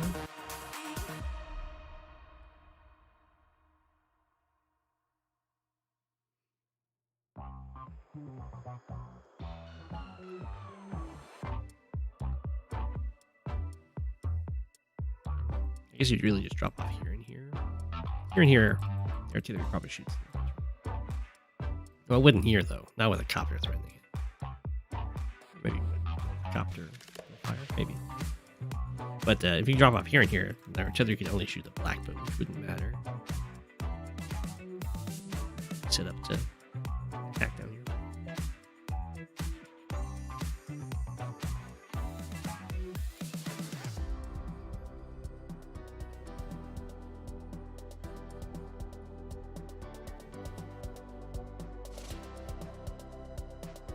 Here comes the comm tower capture. I assume the anti-air is just going to smack this guy.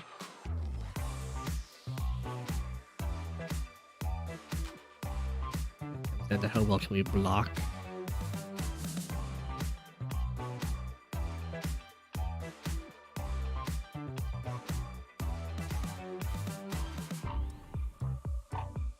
Should be possible if you just like infantry here, black boat here.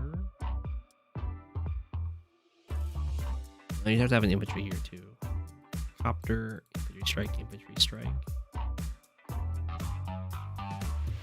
I guess the copter could also just comm tower. That might be what we're about to see. Like copter hit here, take this guy out. Copter hit comm tower, and then tank comes over.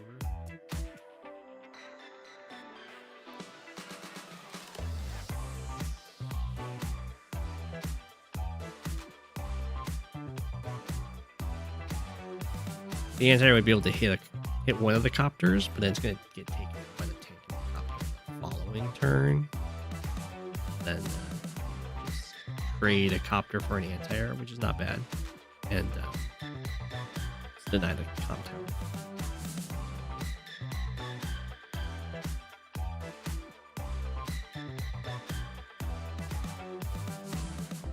Which would be pretty sick, especially if this one's being denied at the same time.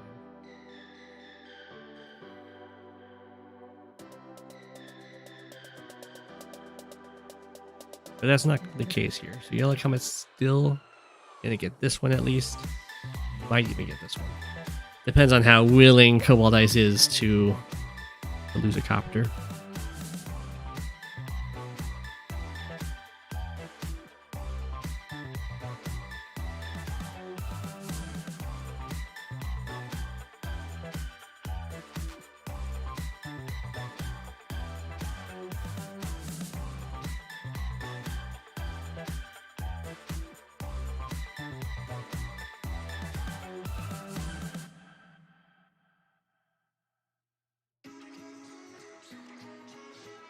Unfortunately, you do have to have the copter hit.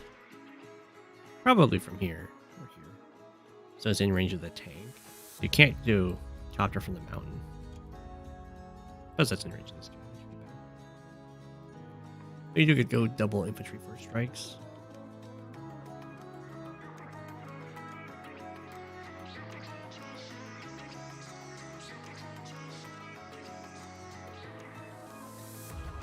First strike better than sack. You could, thinking like copter hits anti-air, use your power.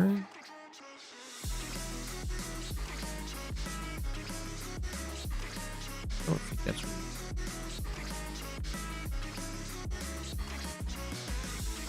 I mean, it could be if you use your copter to like hit here. Okay. Strikes over here. I don't think it's quite good enough.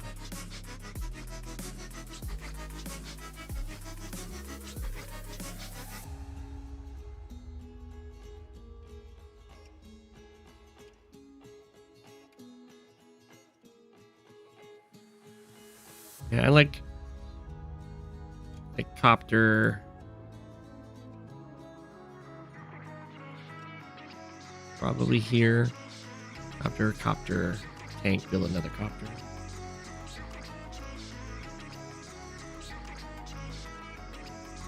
So I like it a lot more when this is.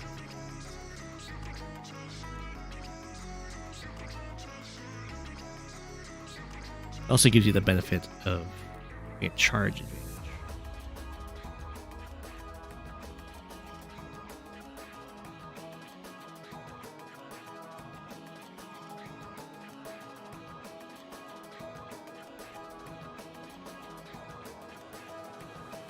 Well, this is going to be the last turn of 2 comm towers to 0.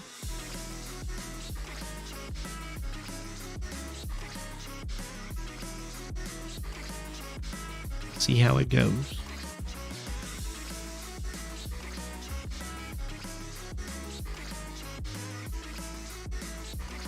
I do like this infantry block. Stop this copper. First strike. It was well done.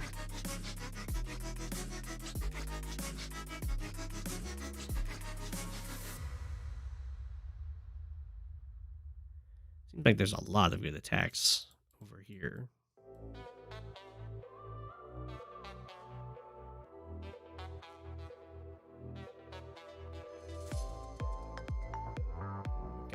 The tank gets used on this front. That means it's probably not going to be used in a delay attempt on this comm tower. But that's okay. You see there's lots of damage being done here. Here. Capture or smack. Just capture one maybe.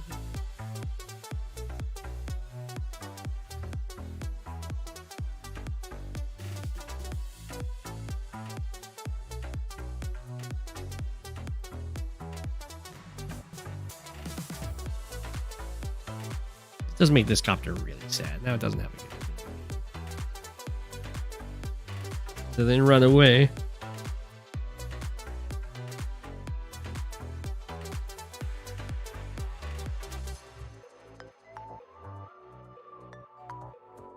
It also means that this airport's really sad. It's got an anti-air staring at it and an infantry that's about to step on it.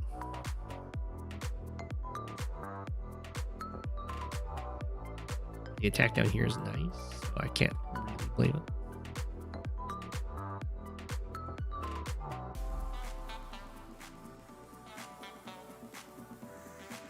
Here you would prepare this guy. Most likely. Unless you got another plan. Boom.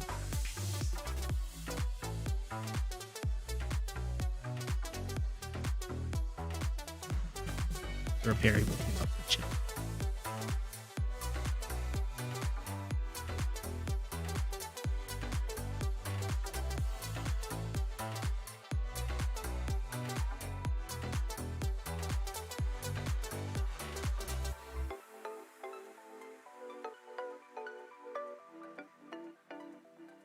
Interesting that this is the one that was used rather than this one.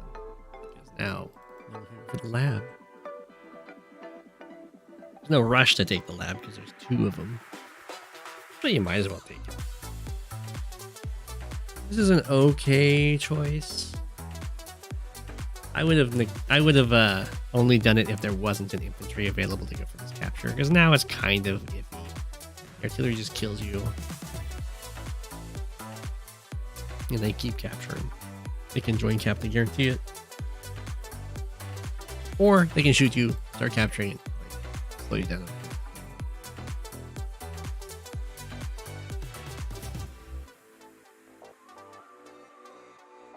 So I wouldn't go in with these attacks because the other, like this tank didn't come this way.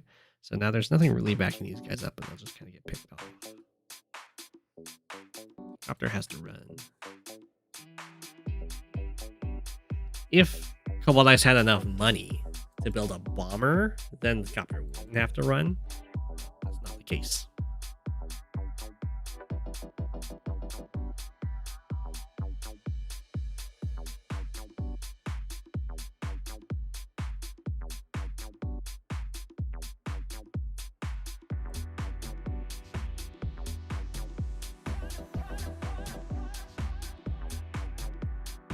Like run so far away.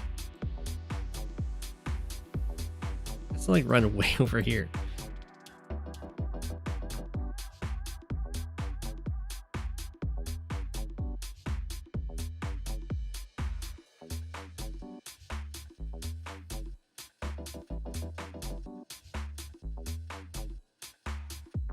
Ooh, that's a little dangerous. Because now, with a power, this reaches for a first strike. Humans are running a little low on time there. Okay,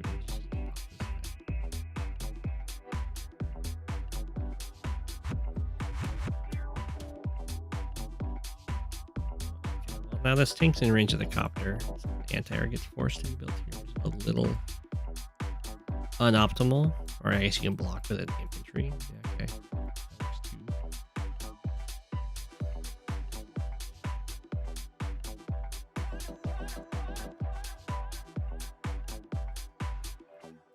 Fighting over here is looking very difficult, though.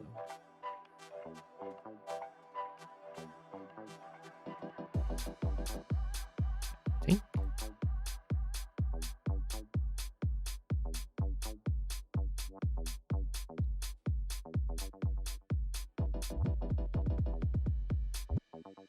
There's the anti-air.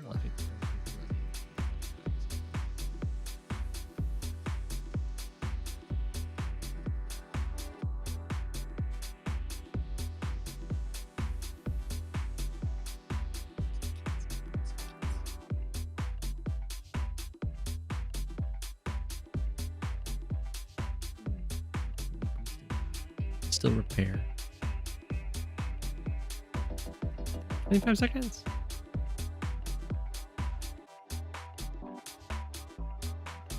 Well, being low on time in an outer mirror can be tough because there's a lot of positional things due to the extra movement that can be applied.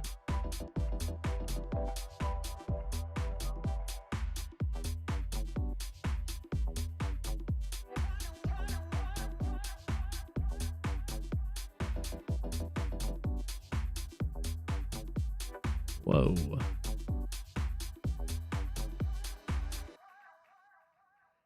Well, that's kind of okay if you use the normal power, because then the infantry can go here to clear this, and then the tank can anti-air. I'm not sure if here I would have this. I guess you don't need it.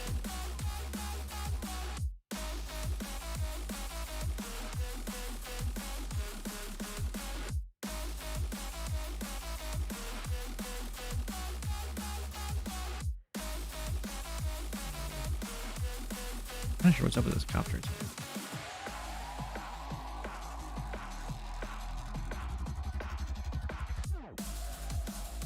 It's a little bit desperate. You can understand being like, I don't want to let them take the city. But the city flipping is worth 2,000 a turn. So it's going to take 5 turns of denying this to pay off for a copter. I don't think it's going to be able to deny that for 5 turns.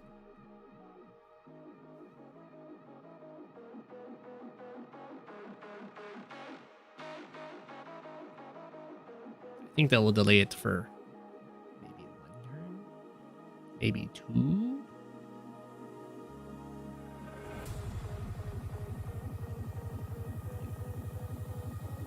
Same with like this logic, you go with the infantry strike, because if you're going with the tank strike, you now have to have delayed that city by a lot more than 1 turn or 2 turns. You have to delay it for 4 turns to make the tank attack worth it. Because it's going to be copter plus tank kills tank. Anti-air kills copter. Super sad. I think that will just delay the city by 2 turns. Income-wise, really poor. Exchange. If an infantry hits, it's not so big, right? Because an infantry costs 1k and you're delaying for 2k. So you do go down in unit count, but you income-wise, you're happy.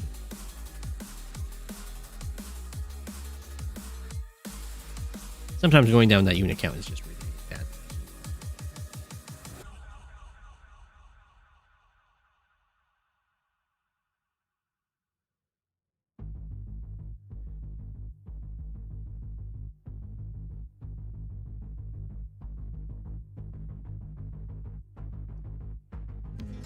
First strike. It's pretty nice.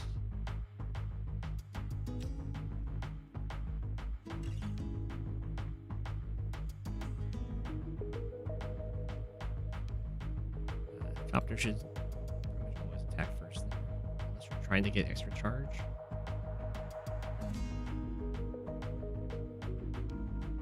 Remind this copter's going for this copter attack. That's okay. I think I would prefer to kill off the tank just because there's an anti here to deal with the copter anyway.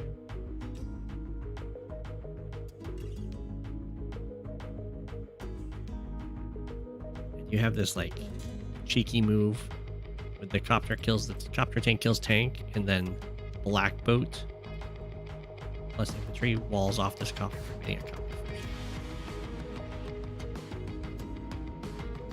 first. Put the black boat here, right here. This here takes out this guy, and the copter can't hit. Maybe it can't win. So it has to use the power. So maybe you would copter 3 hits. Off.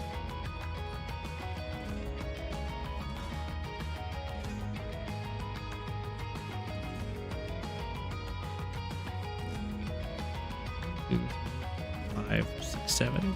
So really weird move. There's no way that the other adder is not using a power.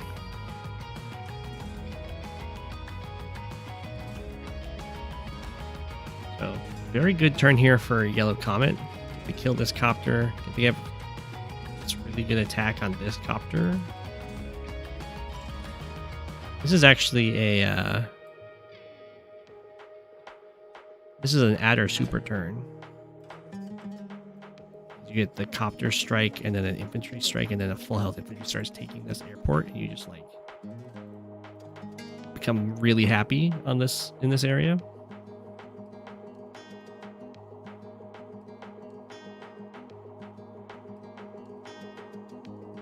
I guess it would have to be copter plus tank. Makes me really happy.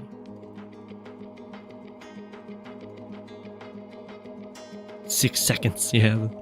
The clock was a bit rough there.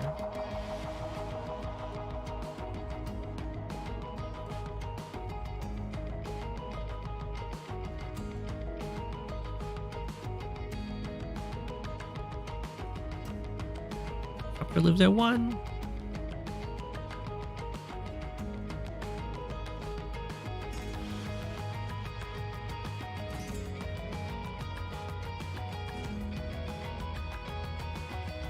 Labs.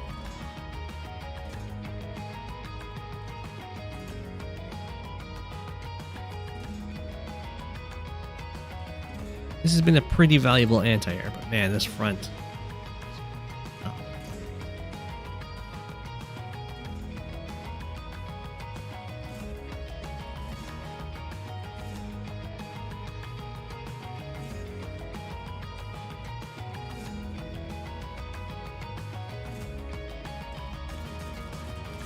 So I'm pretty sure. Wow, I got the kill. I'm pretty sure this copter just hits this copter. Like so. Yeah, and then the infantry finish it off. This is definitely why you wouldn't want to attack it here. As cold ice.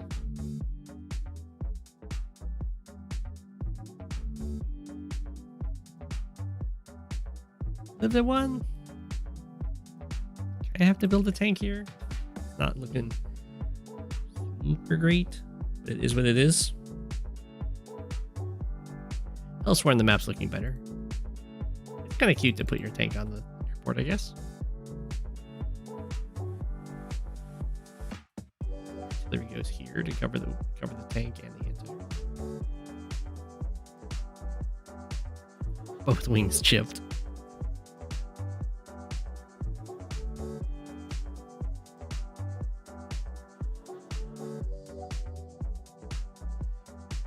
Okay.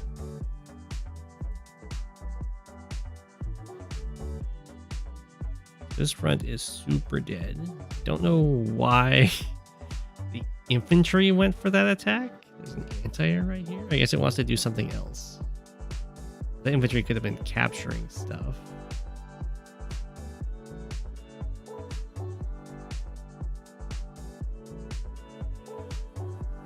This got base skipped over here?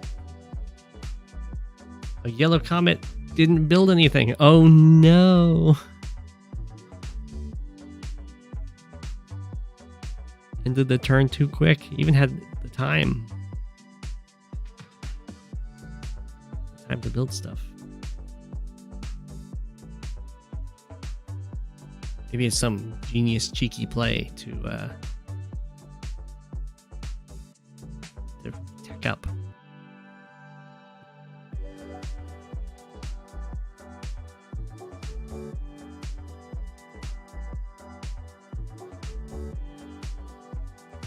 But yeah, not building stuff hurts a lot.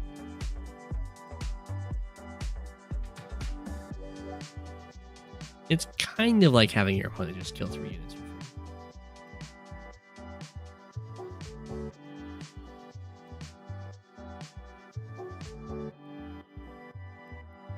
Kind of.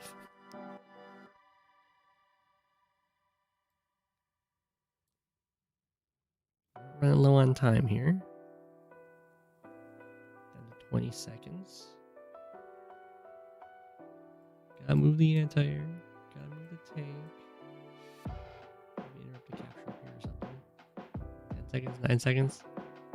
Building the anti-air is good. Just build the copter in the turn.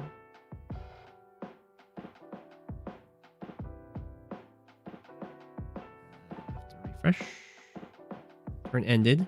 There's 9k in the bank. Some units didn't move, so Yellow Comet making some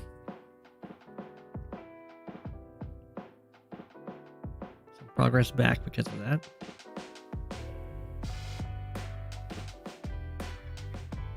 Yellow Comet's not doing anything.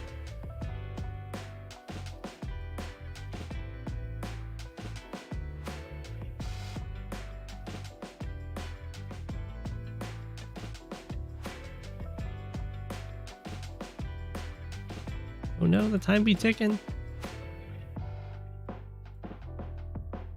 Like copter plus tank attack. Need some captures. I mean, this front looks super dead, but there's still stuff going on elsewhere.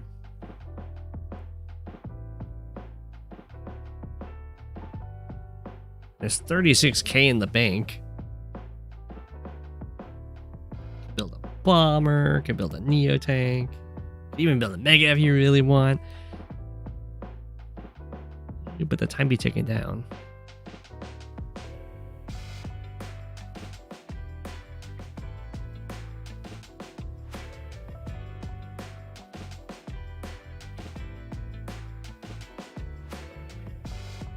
Could be move planning.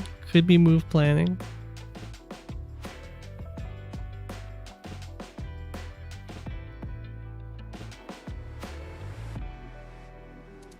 Could have like rage quit after not building at the end of that last turn. It does say that the tab is open. Dot's green. Anything moving?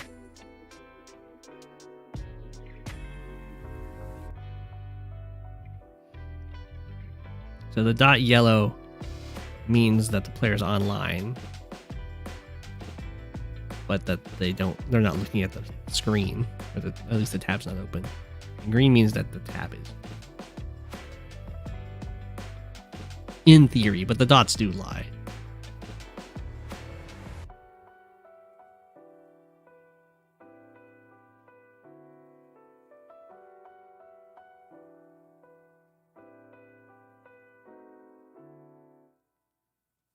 It would be kind of weird to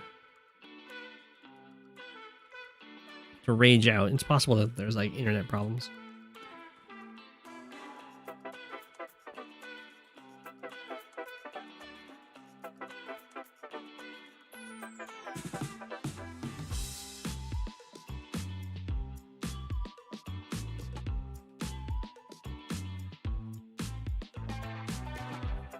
as a known liar for sure. Lies. It's full of lies.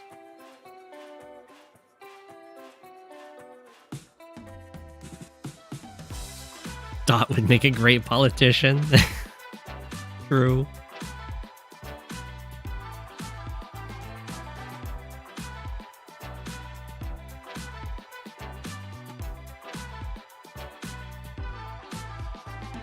Very, very true.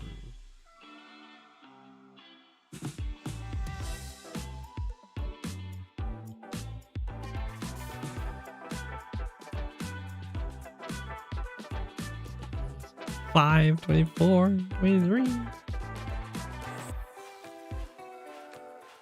So I think it will just auto end turn. I don't think it will resign.